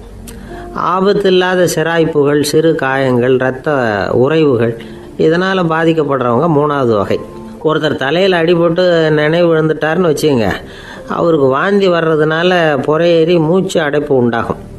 இப்படி ஆகாமல் இருக்கிறதுக்காக தலையை ஒரு பக்கமாக சாய்ச்சி வைக்கலாம். நாடி துடிப்பையும் இதய துடிப்பையும் தொட்டு பார்க்கணும். அது குறைஞ்சிருந்தாலும் சரி, நின்று இருந்தாலும் சரி, அவர் மார்பை நிமிஷத்துக்கு 80 தடவை உள்ளங்கையால் அழுத்தி இதய துடிப்பை மீட்கிறதுக்கு உதவி பண்ணணும். கழுத்தில் காயம்பட்டாலும் ஆபத்து அதிகம். கழுத்துக்கு அடியில் ஒரு துண்டை மடித்து வைக்கலாம். 2 பக்கமும் சின்ன தலையணை அல்லது துணி மடிப்புகளை வச்சு கழுத்தை அதிகமாக அசையாமல் பார்த்துக்கலாம்.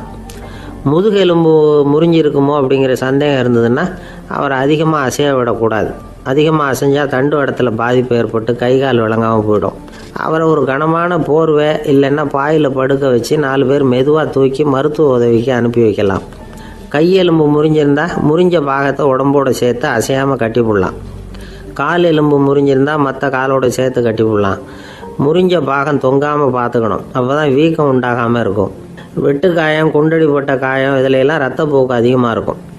ரத்தம் வெளியேற ஆபத்து அதிகம். சுத்தமான துணியை பல மடிப்புகளை மடித்து காயத்தின் மேலே வச்சு அழுத்தமாக ஒரு 10 நிமிஷம் பிடிச்சிக்கணும். ரத்தம் நின்ன உடனே காயத்துக்கு கட்டு போடலாம். சில சமயம் காயம்பட்ட பாகத்தை உயரமாக தூக்கி பிடிச்சிக்கிட்டா தான் ரத்த கசிவு நிற்கும். இந்த விவரங்களையெல்லாம் கொஞ்சம் மனசில் வாங்கி வச்சுக்கிட்டோம்னா சமயத்தில் உதவும். ஏன்னா இந்த காலத்தில் விபத்து எந்த ரூபத்தில் எப்போ வரும்னு யூகிக்கவே முடியல. நண்பர் ஒருத்தர் சொன்னார், நேற்றுக்கு பாருங்கள் சார், என் கண்ணு முன்னாடியே ஒரு சின்ன விபத்து நடந்ததுன்னார். என்னன்னு விசாரித்தோம்.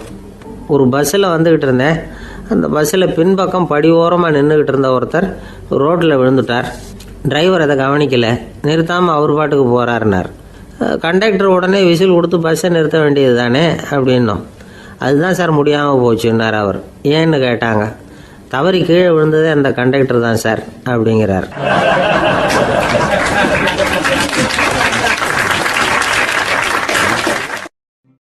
ஒரு நண்பர், அவர்கிட்ட பேசிக்கிட்டு இருந்தேன். மனித உறவுகள் பற்றி அவர் சொல்லிகிட்டு இருந்தார். அமெரிக்காவில் தந்தை மகன் உறவு எப்படி இருக்குது அப்படிங்கிறத விளக்கிறதுக்கு அவர் ஒரு கதையை சொன்னார். ஒரு அப்பா பகல் பூராவும் அலுவலகத்தில் வேலை, ஓடி ஆடி உழைச்சிக்கிட்டு களைச்சி போய் ராத்திரி 10 மணிக்கு மேலே வீடு திரும்பினான். வீட்டு வாசலில் அவரோட மகன் காத்துக்கிட்டு இருக்கிறான். இன்னமும் தூங்கலை. அப்பா வாசல்லையே தடுத்து நிறுத்தி, அப்பா உனக்கு சம்பளம் எவ்வளவு அப்படின்னு கேட்குறான். ஏற்கனவே ஆஃபீஸு பிரச்சனைகளால் அழுத்து போய் திரும்புகிற அப்பாவுக்கு கோவம் வந்துடுது. என்னடா இப்படிலாம் கேளுன்னு உங்கள் அம்மா உனக்கு சொல்லி கொடுத்தாளா அப்படின்னு சொல்லிவிட்டு உள்ளே போய் சட்டையை கட்டி மாட்டி விட்டு குளிச்சு விட்டு மறுபடியும் வெளியில் உடையை மாற்றுகிற சமயம் அப்போ மறுபடியும் மகன் உள்ளே நிற்கிறான் அவர் முன்னாடியே. அப்பா உனக்கு எவ்வளவு சம்பளங்கிறான் மறுபடியும். அப்பாவுக்கு எரிச்சல் அதிகமாகிட்டுது. மணிக்கு $20 போதுமா அப்படின்னார். அப்படின்னா எனக்கு ஒரு $10 தர முடியுமான்னா மகன். இதுக்கு தான் என் சம்பளம் எவ்வளோன்னு கேட்டியா? 2ஆம் வகுப்பு படிக்கிற உனக்கு எதுக்குடா $10 அப்படின்னு கத்திவிட்டு தொலைக்காட்சி பெட்டியின் முன்னாடி போய் உட்காந்துக்கிட்டு ஏதோ நிகழ்ச்சியை பார்க்க ஆரம்பிச்சிட்டார். கொஞ்ச நேரம் கழித்து மறுபடியும் மகன் நிற்கிறான். அப்பா ப்ளீஸ் எனக்கு ஒரு $10 கொடுக்க முடியுமா? மகனுடைய கண்களில் கண்ணீர். என்னடா அவன் கண்ணீரை காட்டி காரியம் சாதிக்கலாம்னு பார்க்குறியா? ஒரு காசு கூட கொடுக்க மாட்டான் போ அப்படின்னு விரட்டி விட்டான். மகன் கண்ணீரை தொடச்சிக்கிட்டே கண்ணை தொடச்சிக்கிட்டு பேசாமல் போய் படுத்துக்கிட்டானான். கொஞ்ச நேரம் ஆச்சு. அப்பாவோட கோபம் கொஞ்சம் கொஞ்சமாக குறைஞ்சிது. பிள்ளைகிட்ட கோபமாக கத்துனது தப்பு தாங்கிறது புரிஞ்சுது அவனுக்கு. எழுந்திரிச்சு போனான், படுக்கை இறக்கி போனான். மகனை பார்த்தான். அவன் தலையணையை கட்டி பிடிச்சிக்கிட்டு அழுதுகிட்டு இருக்கிறான். அவனை மெல்ல நெருங்கி அவங்ககிட்ட எதமாக பேசுகிறதுக்கு ஆரம்பித்தானான். எதுக்குடா உனக்கு $10 பள்ளிக்கூடத்தில் கேட்டாங்களா அப்படின்னு கேட்டானான். மகன் சொல்லியிருக்கான், இல்லை டாடி, உனக்கு 1 மணி நேரம் சம்பளம் $20ன்னு சொன்னேன். நீ ஏற்கனவே எனக்கு கொடுத்த பாக்கெட் மணி $10 என்கிட்ட இருக்குது. இப்போ நீ இன்னொரு $10 கொடுத்தீங்கன்னா அதையும் சேர்த்து $20 ஆகிடும். அந்த $20 நான் உனக்கு கொடுத்துருவேன். அப்படி கொடுத்தா நீ என் கூட 1 மணி நேரம் செலவழிப்ப இல்லையா? அதுக்காக தான் $10 கேட்டேன் அப்படின்னு சொன்னானான். அந்த அப்பா கண்ணு கலங்கி போச்சான். ஆதரவோடு தன்னுடைய மகனை கட்டி பிடிச்சி அழ ஆரம்பிச்சிட்டாராம். இதுதான் நண்பர் சொன்ன கதை. அமெரிக்கா மட்டும் இல்லை, உலகம் பூராவும் இன்றைக்கி மனித உறவுகள் இப்படி தான் மாறிட்டு இருக்கு. பெரியவர்கள் அறிவுரை என்ன தெரியுமா? உங்கள் குழந்தைகளிடமிருந்து குழந்தை பருவத்தை பிரித்து விடாதீர்கள் அப்படிங்கிறது தான். அதாவது இன்றைய குழந்தைகள் தங்கள் பிருந்தாவனத்தை இழந்து விடுகிறார்கள் அப்படிங்கிறது அவங்களுடைய கருத்து. இந்த நிலைக்கு நாம் காரணமாக இருந்துடக்கூடாது. குழந்தைகளோட விளையாடுவோம், குடும்பத்தோடு உறவாடுவோம் அப்படிங்கிறது தான் நம்முடைய நோக்கமாக இருக்கணும். இன்றைய உறவு முறைக்கு இன்னொரு உதாரணம் சொல்லுவாங்க. ஒருத்தர் வந்தாராம், அவர் பக்கத்தில் ஒரு சின்ன பையன். நாம் அவரை விசாரிக்கிறோம், யார் இந்த பையன் அப்படின்னா அவர் சொல்கிறார், இவன் எனக்கு தூரத்து உறவு அப்படின்னாராம். இந்த தூரத்து உறவுன்னா எப்படின்னு இருக்கான். இதுக்கு அவன் சொல்லியிருக்கிறான், இவன் எங்கள் அப்பாவுக்கு 8வது புள்ள அப்படின்னானான்.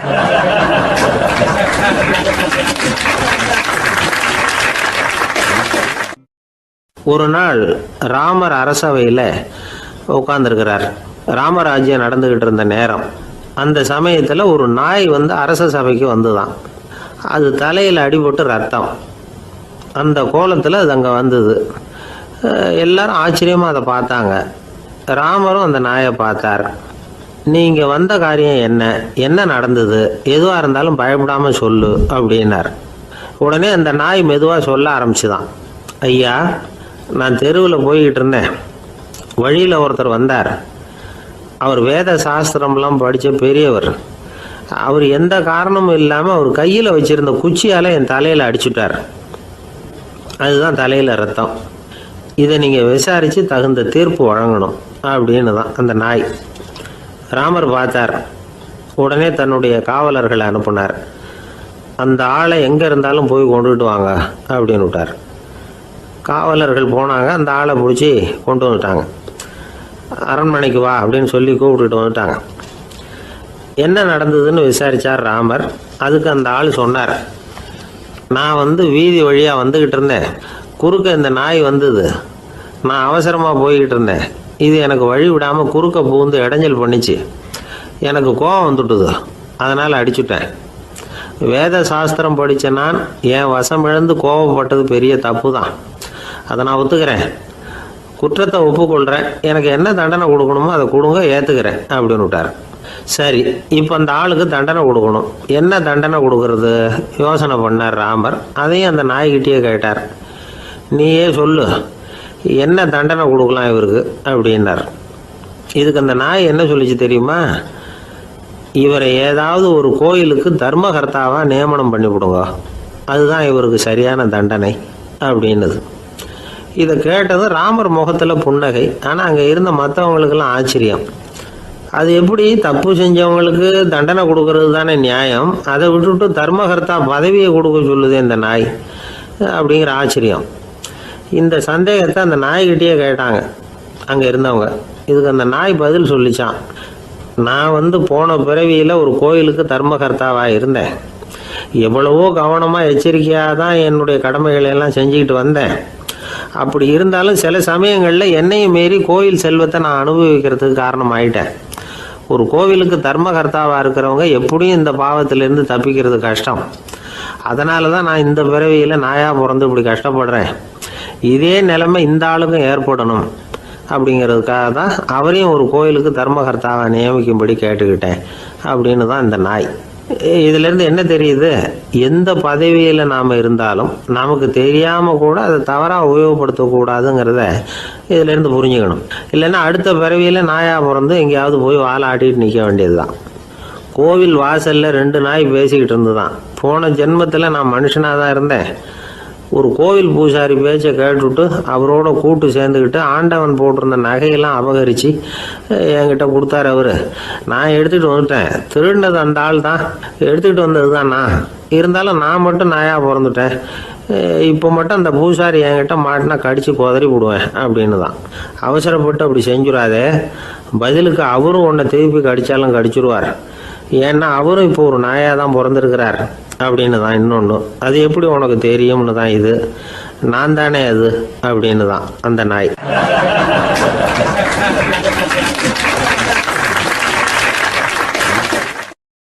கணவன் மனைவி அன்பாக இருக்கணும். ஒருத்தர் நல்லா புரிஞ்சுக்கணும்.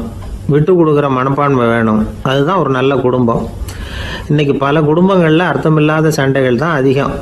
கிராமப்புறங்களில் வேடிக்கையாக ஒரு கதை சொல்லுவாங்க. ஒரு ஊரில் ஒரு ஆள் இருந்தான். வேலை வெட்டி இல்லாமல் சும்மாவே இருந்தான். அவனுக்கு கல்யாணம் பண்ணி வச்சாங்களாம். மனைவி சேர்ந்தா. சும்மாவே உட்காந்துருக்கிறியே, ஏதாவது சம்பாதிக்கிற வழியை பாரு அப்படின்ட்டுருக்கா. அதுக்கு தான் யோசனை பண்ணிகிட்டு இருக்கிறேன். ஒரு அருமையான ஐடியா அப்படின்னு நானா. என்ன அது சொல்லு அப்படின்ட்டுருக்கா. அவள் ஒரு ஆட்டுக்குட்டி வாங்க போகிறேன்ருக்கான். அதை வாங்கி என்ன பண்ண போகிறேன்னா, அந்த குட்டி வளரும், பெருசாகும், அதுக்கப்புறம் அது நிறைய குட்டி போடும் அப்படின்ட்டுருக்கான். சரி, அப்புறம் என்ன, அதையெல்லாம் சந்தையில் கொண்டுட்டு போய் விற்றுவிட்டு அந்த காசுக்கு ஒரு எருவு மாடு வாங்கலாம். சரி, அது எதுக்கு? எருவு மாடு நிறைய பால் கொடுக்கும். அதை கொண்டுகிட்டு போய் பால் பண்ணையில் கொடுப்பேன், அல்லது நானே விற்றுருவேன். கை நிறைய காசு கிடைக்கும். அதுக்கப்புறம் ஒரு பசுமாடு வாங்குவேன். பாலையும் விற்கலாம், நாமளும் காய் போட்டு சாப்பிட்லாம். இப்படிலாம் சொல்லியிருக்கான். அப்போ அந்த பொண்ணு சொல்லிச்சான், அடுத்த தெருவில் இருக்கிற எங்கள் அம்மா வீட்டுக்கும் கொஞ்சம் பால் கொடுத்து அனுப்பலாம் அப்படின்ட்டுருக்கா அந்த பொண்ணு. இந்த இடத்துல கணவனுக்கு கோவம் வந்துட்டுது. அது எப்படி உங்கள் அம்மா வீட்டுக்கு எதுக்கு கொடுக்கணும்? அதெல்லாம் முடியாதுன்றிருக்கான். இந்த இடத்துல சண்டை ஆரம்பமாயிட்டுது. கொஞ்ச நேரத்தில் 2 பேரும் சத்தம் போட ஆரம்பிச்சிட்டாங்க. கடுமையான சண்டை நடக்கிறத பக்கத்து வீட்டுக்காரன் காதில் வாங்கினான். அவன் ஓடியாந்தான். அவனுக்கு தெரியும், வாங்காத மாட்டுக்காக இப்படி சண்டை போட்டுக்கிட்டு இருக்கிறாங்கங்கிறது அவனுக்கு புரியும். அவன் ஓடி சொன்னான், ஏண்டா உன்னோட பசுமாட்டை ஒழுங்காக கட்டி போடக்கூடாதான்ருக்கான். என்னடா சொல்கிறேன்னா, இவன் உன் மாடு என் தோட்டத்தில் மேய்ஞ்சுட்டுது, பயிரெலாம் நாசமாயிட்டுது, 10,000 ரூபா அளவுக்கு சேதம், அதை வாங்கிட்டு போகிறதுக்கு தான் வந்தேன், குடுறா 10,000 நானா. இவன் அரண்டு போயிட்டான். அப்புறம் சொன்னான், டேய் நான் இன்னும் மாடே வாங்கலையே, அதுக்குள்ளே அது வந்து எப்படிடா உன் தோட்டத்தில் மேயும், என்னடா உளறேன் இருக்கான். நீ தாண்டா இப்போ உளறிக்கிட்டு இருக்க, மாடே வாங்கலை, அதுக்குள்ளே எப்படிடா வந்து உன்னுடைய மனைவி அவங்க அம்மா வீட்டுக்கு பால் கொடுத்து அனுப்ப முடியும் அப்படின்னு அவன் கேட்டானா. நம்மளால இப்போ தான் புத்தி வந்துதான், அர்த்தமே இல்லாத சண்டை போட்டுக்கிட்டு இருக்கிறோம் அப்படிங்கிறத அவன் புரிஞ்சுக்கிட்டானான். இது நம்ம முன்னோர்கள் சொல்லியிருக்கிற ஒரு கதை. சண்டையில் தான் அர்த்தம் இல்லையே தவிர கதையில் அர்த்தம் உண்டு. அதாவது இல்லாத விஷயங்களுக்காக சண்டை போட்டுக்கிட்டு இல்லறத்தை வீணாக்கிக்கிட்டு இருக்கிற மனிதர்கள் இன்றைக்கு நிறைய பேர் இருக்கிறாங்க. ஒருத்தன் தன்னுடைய மனைவியை பற்றி மாமனார்கிட்ட புகார் சொன்னானா, மாமா உங்கள் பொண்ணு அர்த்தமில்லாத சண்டை போடுறா, எதுக்கு எடுத்தாலும் எடுத்தெறிஞ்சு பேசுகிறா அப்படின்ட்டுருக்கான். நீ எப்படி மாப்பிள்ளை அதை சமாளிக்கிற அப்படின்னு கேட்டிருக்காரு அவர். அவள் எடுத்தெறியறது என் மேலே படாமல் ஒதுங்கி நின்றுக்கிறேன் அப்படின்னு நானா இவன்.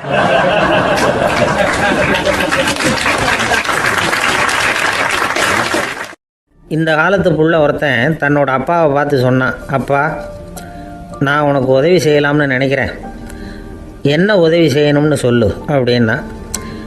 நீ சும்மா இருந்தால் அதுவே எனக்கு செய்கிற பெரிய உதவிடா அப்படின்னார் அப்பா.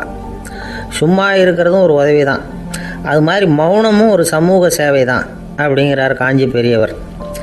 நமக்கு வந்து 5 புலன்கள் இருக்குது, மெய் வாய் கண் மூக்கு செவி. இந்த 5லேயும் அதிகப்படியான வேலை எதுக்குன்னு நினைக்கிறீங்க? வாய்க்கு தான். ஏன்னா அதுக்கு 2 வேலை. இப்போ கண்ணுக்கு பார்க்குறது மட்டும்தான் வேலை, காதுக்கு கேட்குறது மட்டும்தான் வேலை, மூக்குக்கு வாசனை அறியறது தான் வேலை, உடம்புக்கு உணர்றது மட்டும்தான் வேலை. ஆனால் வாய் அப்படி இல்லை, அதுக்கு 2 வேலை, சாப்பிட்றதும் அதுதான், பேசுகிறதும் அதுதான். அதாவது வாய் ஒன்று தான் கர்மேந்திரியமாகவும் இருக்குது, ஞானேந்திரியமாகவும் இருக்குது அப்படின்னு சொல்லுவாங்க.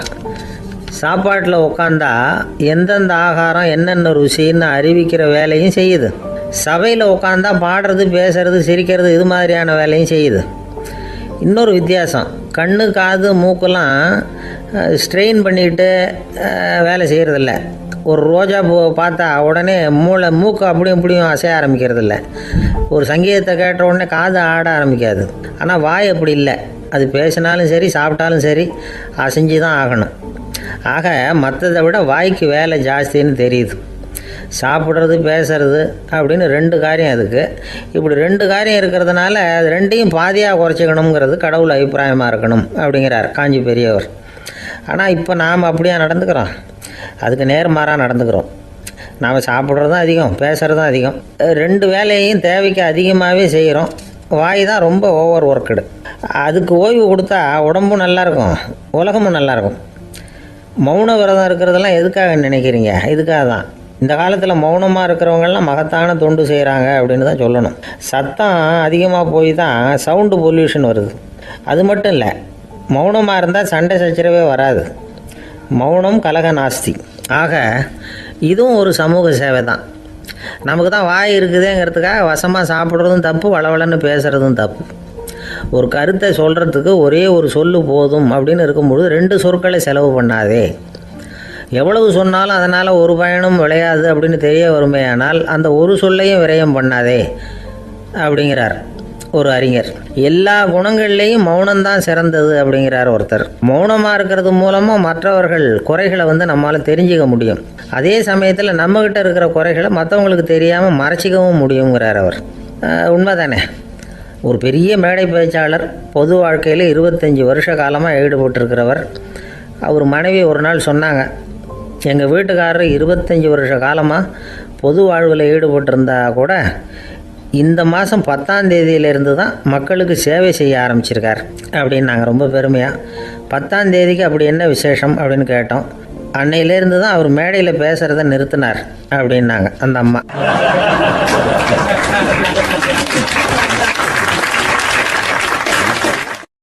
ஒரு பெரியவர்கிட்ட பேசிக்கிட்டு இருந்தேன்.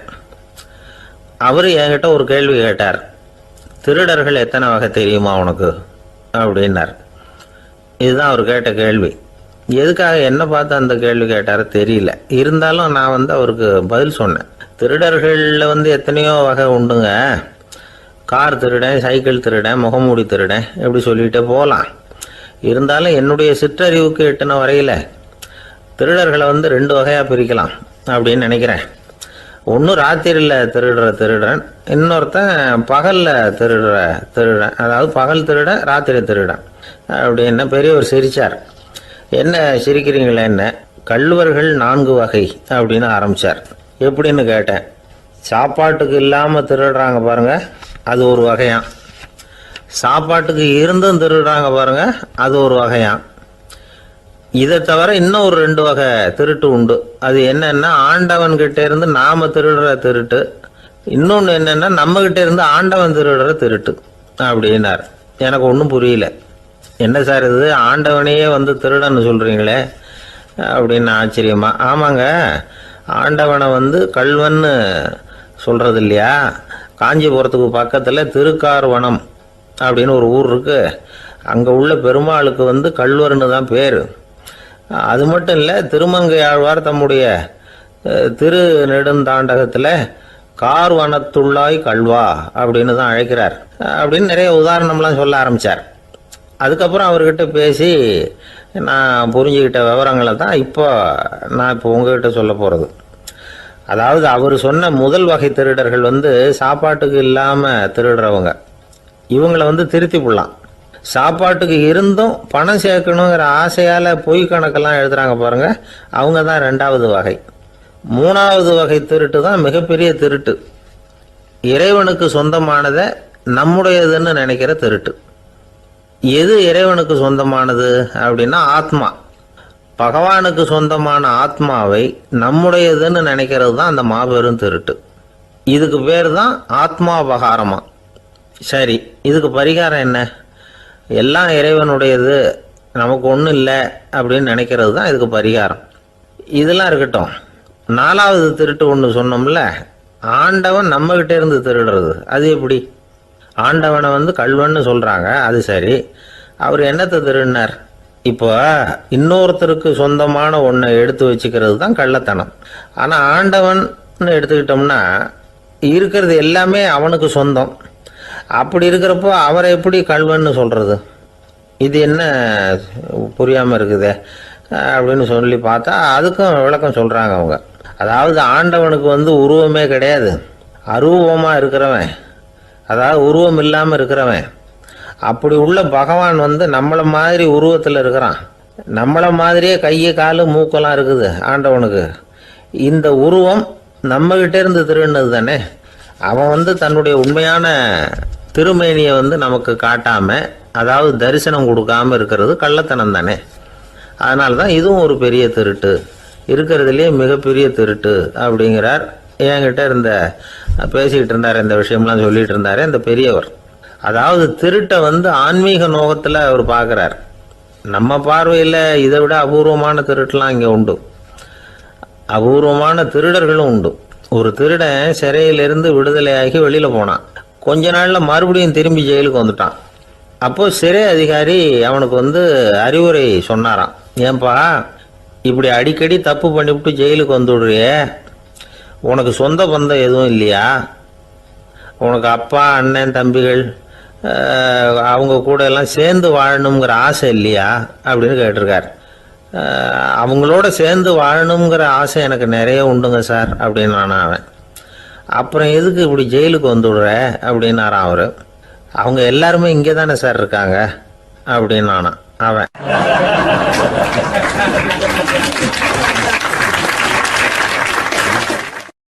நம்ம கிட்ட ஒருத்தன் தப்பா நடந்துக்கிட்டானா உடனே நாம என்ன செய்வோம்? கையை ஓங்கிட்டு அவனை அடிக்க போவோம். நாம அவங்கிட்ட அவனை விட ஒருபடி மேலா தப்பா நடந்துக்குவோம். ஆனா பெரியவங்கள்லாம் அப்படி நடந்துக்கிறது இல்லை. இன்னா செய்தாரை ஒருத்தல் அவர் நாண நன்னயம் செய்து விடல் அப்படின்னு வள்ளுவர் சொல்லியிருக்கார் இல்லையா? அதுக்கு தகுந்த மாதிரி நடந்துக்குவாங்க. பாயசித் விஸ்தாமிங்கிறவர் ஒரு பெரிய ஞானி. அவர் ஒரு நாள் ராத்திரி ரொம்ப நேரம் மசூதியில் இருந்துட்டு வீட்டுக்கு திரும்பி வந்துகிட்டு இருக்கிறார். வழியில் ஒரு குடிகாரன், அவன் கையில் ஒரு இசைக்கருவி, அதை கண்ணா பின்னான்னு மீட்டிக்கிட்டு வாய்க்கு வந்தபடி என்னத்தையோ பாட்டுன்னு நினச்சிக்கிட்டு பாடிக்கிட்டு அவன் பாட்டுக்கு கிடக்கிறான் வழியில். அதோடு இருந்தாலும் பரவாயில்ல, அந்த பக்கமாக வழியில் போகிறவங்க வர்றவங்களையெல்லாம் பார்த்து கண்ணா பின்னான்னு திட்டிக்கிட்டு இருக்கிறான், ரொம்ப வளர்க்குறான். பாயசித் பிஸ்தாமிங்கிற அந்த பெரியவர் அந்த வழியாக போகிறார். அவனை பார்க்குறார். அவனுடைய நிலைமையை பார்த்துட்டு பரிதாபப்படுறார். ஏன்பா இது மாதிரிலாம் நடந்துக்கிற, இப்படி நடக்கலாமா அப்படின்னு ஏதோ கொஞ்சம் புத்திமதி சொல்கிறதுக்கு ஆரம்பித்தார். அவனுக்கு கோபம் வந்துட்டுது. கையில் வச்சிருந்த வாத்திய கருவி அதால் ஓங்கி அந்த பெரியவர் தலையில் ஒரு அடி கொடுத்தான். ரத்த காயம் ஏற்பட்டு போச்சு. அவன் கையில் இருந்த இசைக்கருவியும் அடித்த வேகத்தில் ரெண்டாக உடஞ்சி போச்சு. அவ்வளோ வேகமாக அடிச்சிருக்கான். இவ்வளவு தூரத்துக்கு நடந்து போச்சுல்ல, அந்த மாபெரும் ஞானி வாயை திறந்து ஒரு வார்த்தை கூட பேசலை. பேசாமல் தலையை பிடிச்சிக்கிட்டு அவர் பாட்டுக்கு போயிட்டார். மறுநாள் அந்த பெரியவர் என்ன பண்ணார் தெரியுமா? கொஞ்சம் இனிப்பு பண்டங்கள், கொஞ்சம் பணம், இது ரெண்டையும் ஒரு ஆள் மூலமாக அனுப்பி வச்சார் அந்த குடிகாரனுக்கு. அவனுக்கு ஒன்றும் புரியல. என்ன விவரம்னு விசாரித்தான். வந்த ஆள் ஒரு கடுதாசியை நீட்டினான். அதில் விவரம் இருந்தது. ஞானி எழுதியிருக்கிறார், இதை பாருப்பா, உங்களுடைய இசைக்கருவி உடையறதுக்கு என்னுடைய தலை காரணமாக ஆயிட்டுது. அதுக்காக நான் ரொம்ப வருத்தப்படுறேன். அதுக்காக தான் பணம் அனுப்பி வச்சுருக்கேன். வேறு புதுசாக ஒரு இசைக்கருவி வாங்கிக்கோ. அப்புறம் இன்னொரு விஷயம், நேற்றுக்கு ராத்திரி என்கிட்ட ஏகப்பட்ட கசப்பான வார்த்தைகளை பேசினேன். இதோட அனுப்பியிருக்கிற இனிப்பு பண்டங்களை சாப்பிட்டு உன்னுடைய நாவில் உள்ள கசப்பை மாற்றிக்கோ அப்படின்னு அதில் எழுதப்பட்டிருந்தது. இந்த சமயத்தில் அவன் குடி மயக்கத்தில் இல்லை, கிழிஞ்சு போயிருந்த நேரம் அது. அதனால் அதை படித்த உடனே அவனுக்கு ரொம்ப வெக்கமாக போச்சு. தலை குனிஞ்சான், யோசனை பண்ணான். கொஞ்ச நேரத்தில் தன்னுடைய நண்பர்கள் சில பேரையும் கூப்பிட்டுக்கிட்டு நேராக அந்த ஞானி இருக்கிற இடத்துக்கு ஓடினான். அவர் காலில் விழுந்தான். அவர்கிட்ட மன்னிப்பு கேட்டுக்கிட்டான். பெரியவங்களே தெரியாமல் நான் இந்த பாவ செயலை பண்ணிவிட்டேன், என்னை மன்னிச்சுங்க. உங்களுடைய பொறுமையும் போதனையும் என்னுடைய கண்ணை திறந்துட்டுது. இனிமேல் நானும் என்னுடைய நண்பர்களும் நல்ல வழியில் திருந்தி வாழ போகிறோம் அப்படின்னா. ஞானி செய்த நன்னயம் குடிகாரனை எப்படி திருத்திருக்கு பார்த்தீங்களா? இந்த கதையை கேட்டுவிட்டு ஒருத்தர் சொன்னார், என் வாழ்க்கையில் கூட அப்படி ஒரு சம்பவம் நடந்தது சார். நானும் ஒரு நாள் ராத்திரி ஓவராக குடிச்சிட்டு ஒரு கிட்டாரை வாசிச்சுக்கிட்டு கண்ணாபின்னான்னு உளறிக்கிட்டு திட்டிக்கிட்டு இருந்தேன். அந்த சமயம் அந்த வழியாக ஒருத்தர் வந்தார்.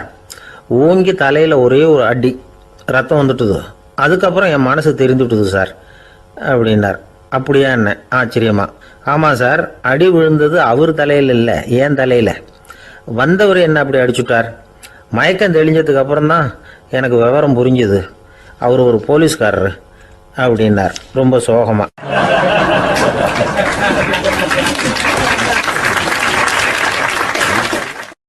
ஒரு ஊர்ல ஒரு துறவி இருந்தார், புத்த சமய துறவி. அந்த ஊர் மன்னன் அவரை பத்தி கேள்விப்பட்டிருக்கான்.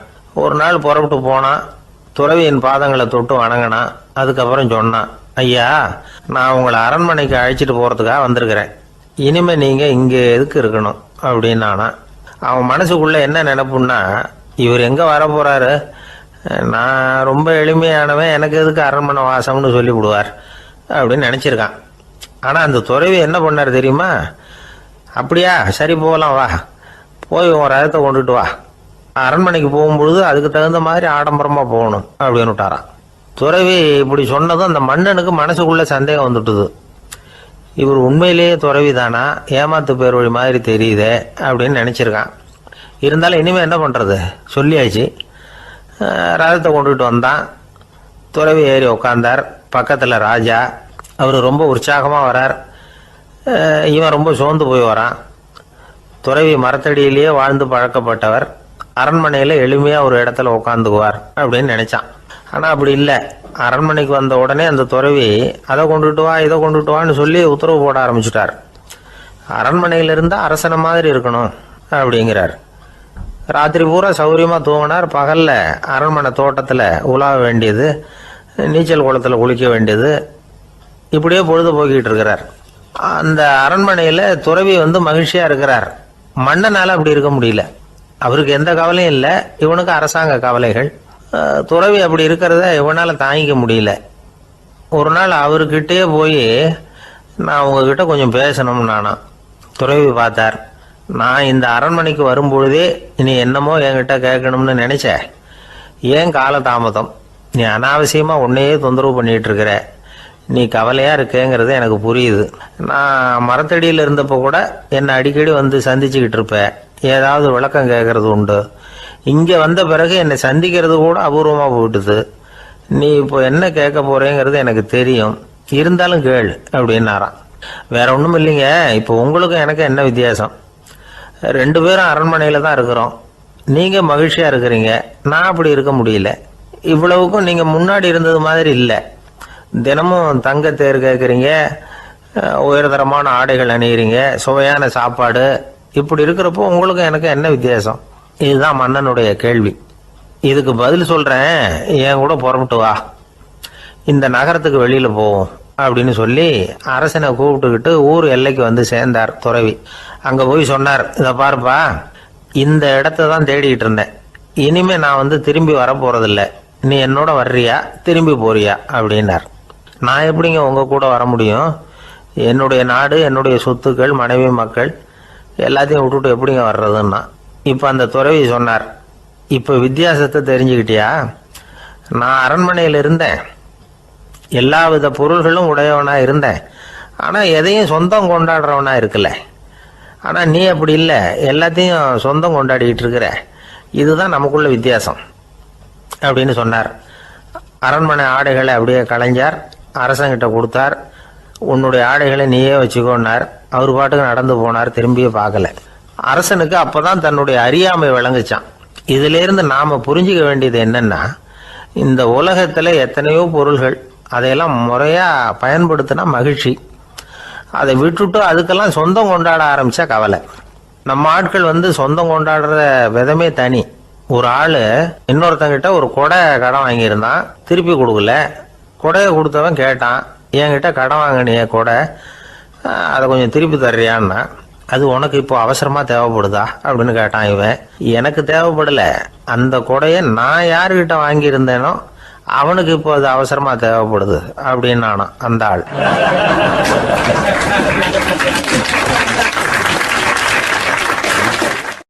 அந்த ஆளுக்கு பேச தெரியாது, அவர்கிட்ட கொஞ்சம் எச்சரிக்கையா நடந்துக்கோ அப்படின்னு சொல்றது உண்டு. அப்படின்னா என்ன அர்த்தம்? அவர் இன்னமும் குழந்தையாவே இருக்கிறாரு, இன்னும் பேச்சு வரலன்னு அர்த்தம்? அப்படி இல்லை, அவருக்கு நாகரிகமா பேச தெரியலன்னு அர்த்தம். பேசுறதுங்கிறது மனுஷனால மட்டுமே முடியக்கூடிய ஒரு காரியம்.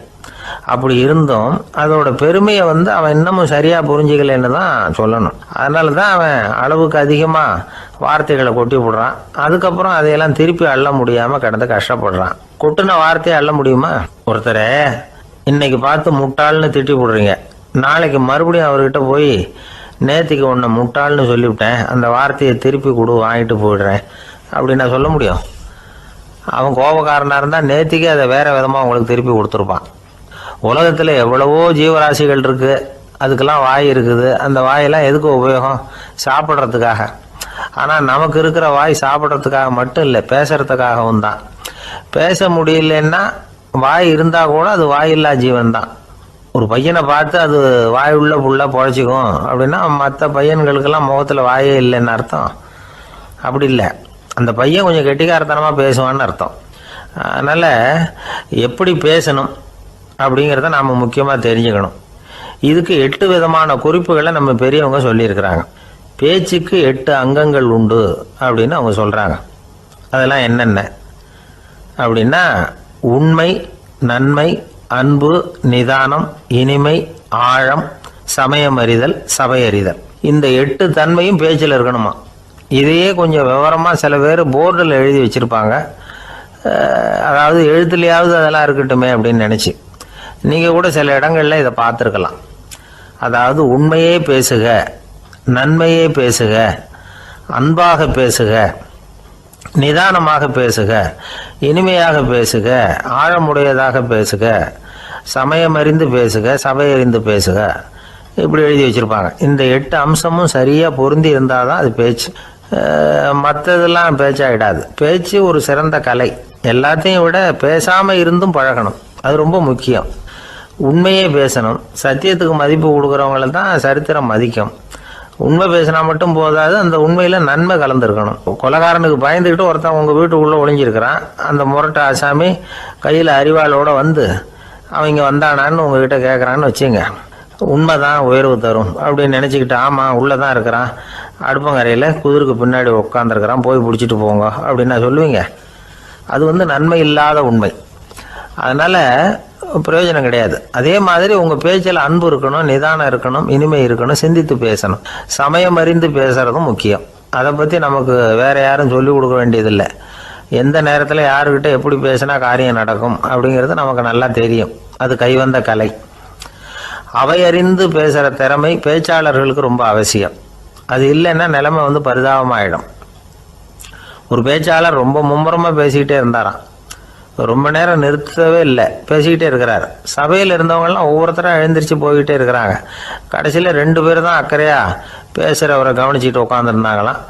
மேடையில் பேசிக்கிட்டு இருந்தவர் அவங்கள பார்த்து சொன்னாராம், எனக்கு கூட்டம் முக்கியம் இல்லை, எவ்வளவு பேர் என் பேச்சை கேட்குறாங்க அப்படிங்கிறது முக்கியம் இல்லை. நீங்கள் 2 பேராவது ஊக்கமாக என்னை கவனிச்சுக்கிட்டு உட்காந்துருக்குறீங்க, அது போதும். உங்களுக்காகவே நான் பேசிக்கிட்டு இருக்கிறேன் அப்படின்னார். இதை கேட்டதும் உட்காந்துருந்த 2 பேரில் ஒருத்தர் எழுந்திருச்சு, அப்படி இல்லைங்க, நாங்கள் 2 பேரும் நீங்கள் பேசி முடித்த உடனே தொடர்ந்து பேச வேண்டிய ஆளுங்க, அதுக்காக தான் காத்துக்கிட்டு இருக்கிறோம், சீக்கிரம் முடிங்க அப்படின்னாங்களாம்.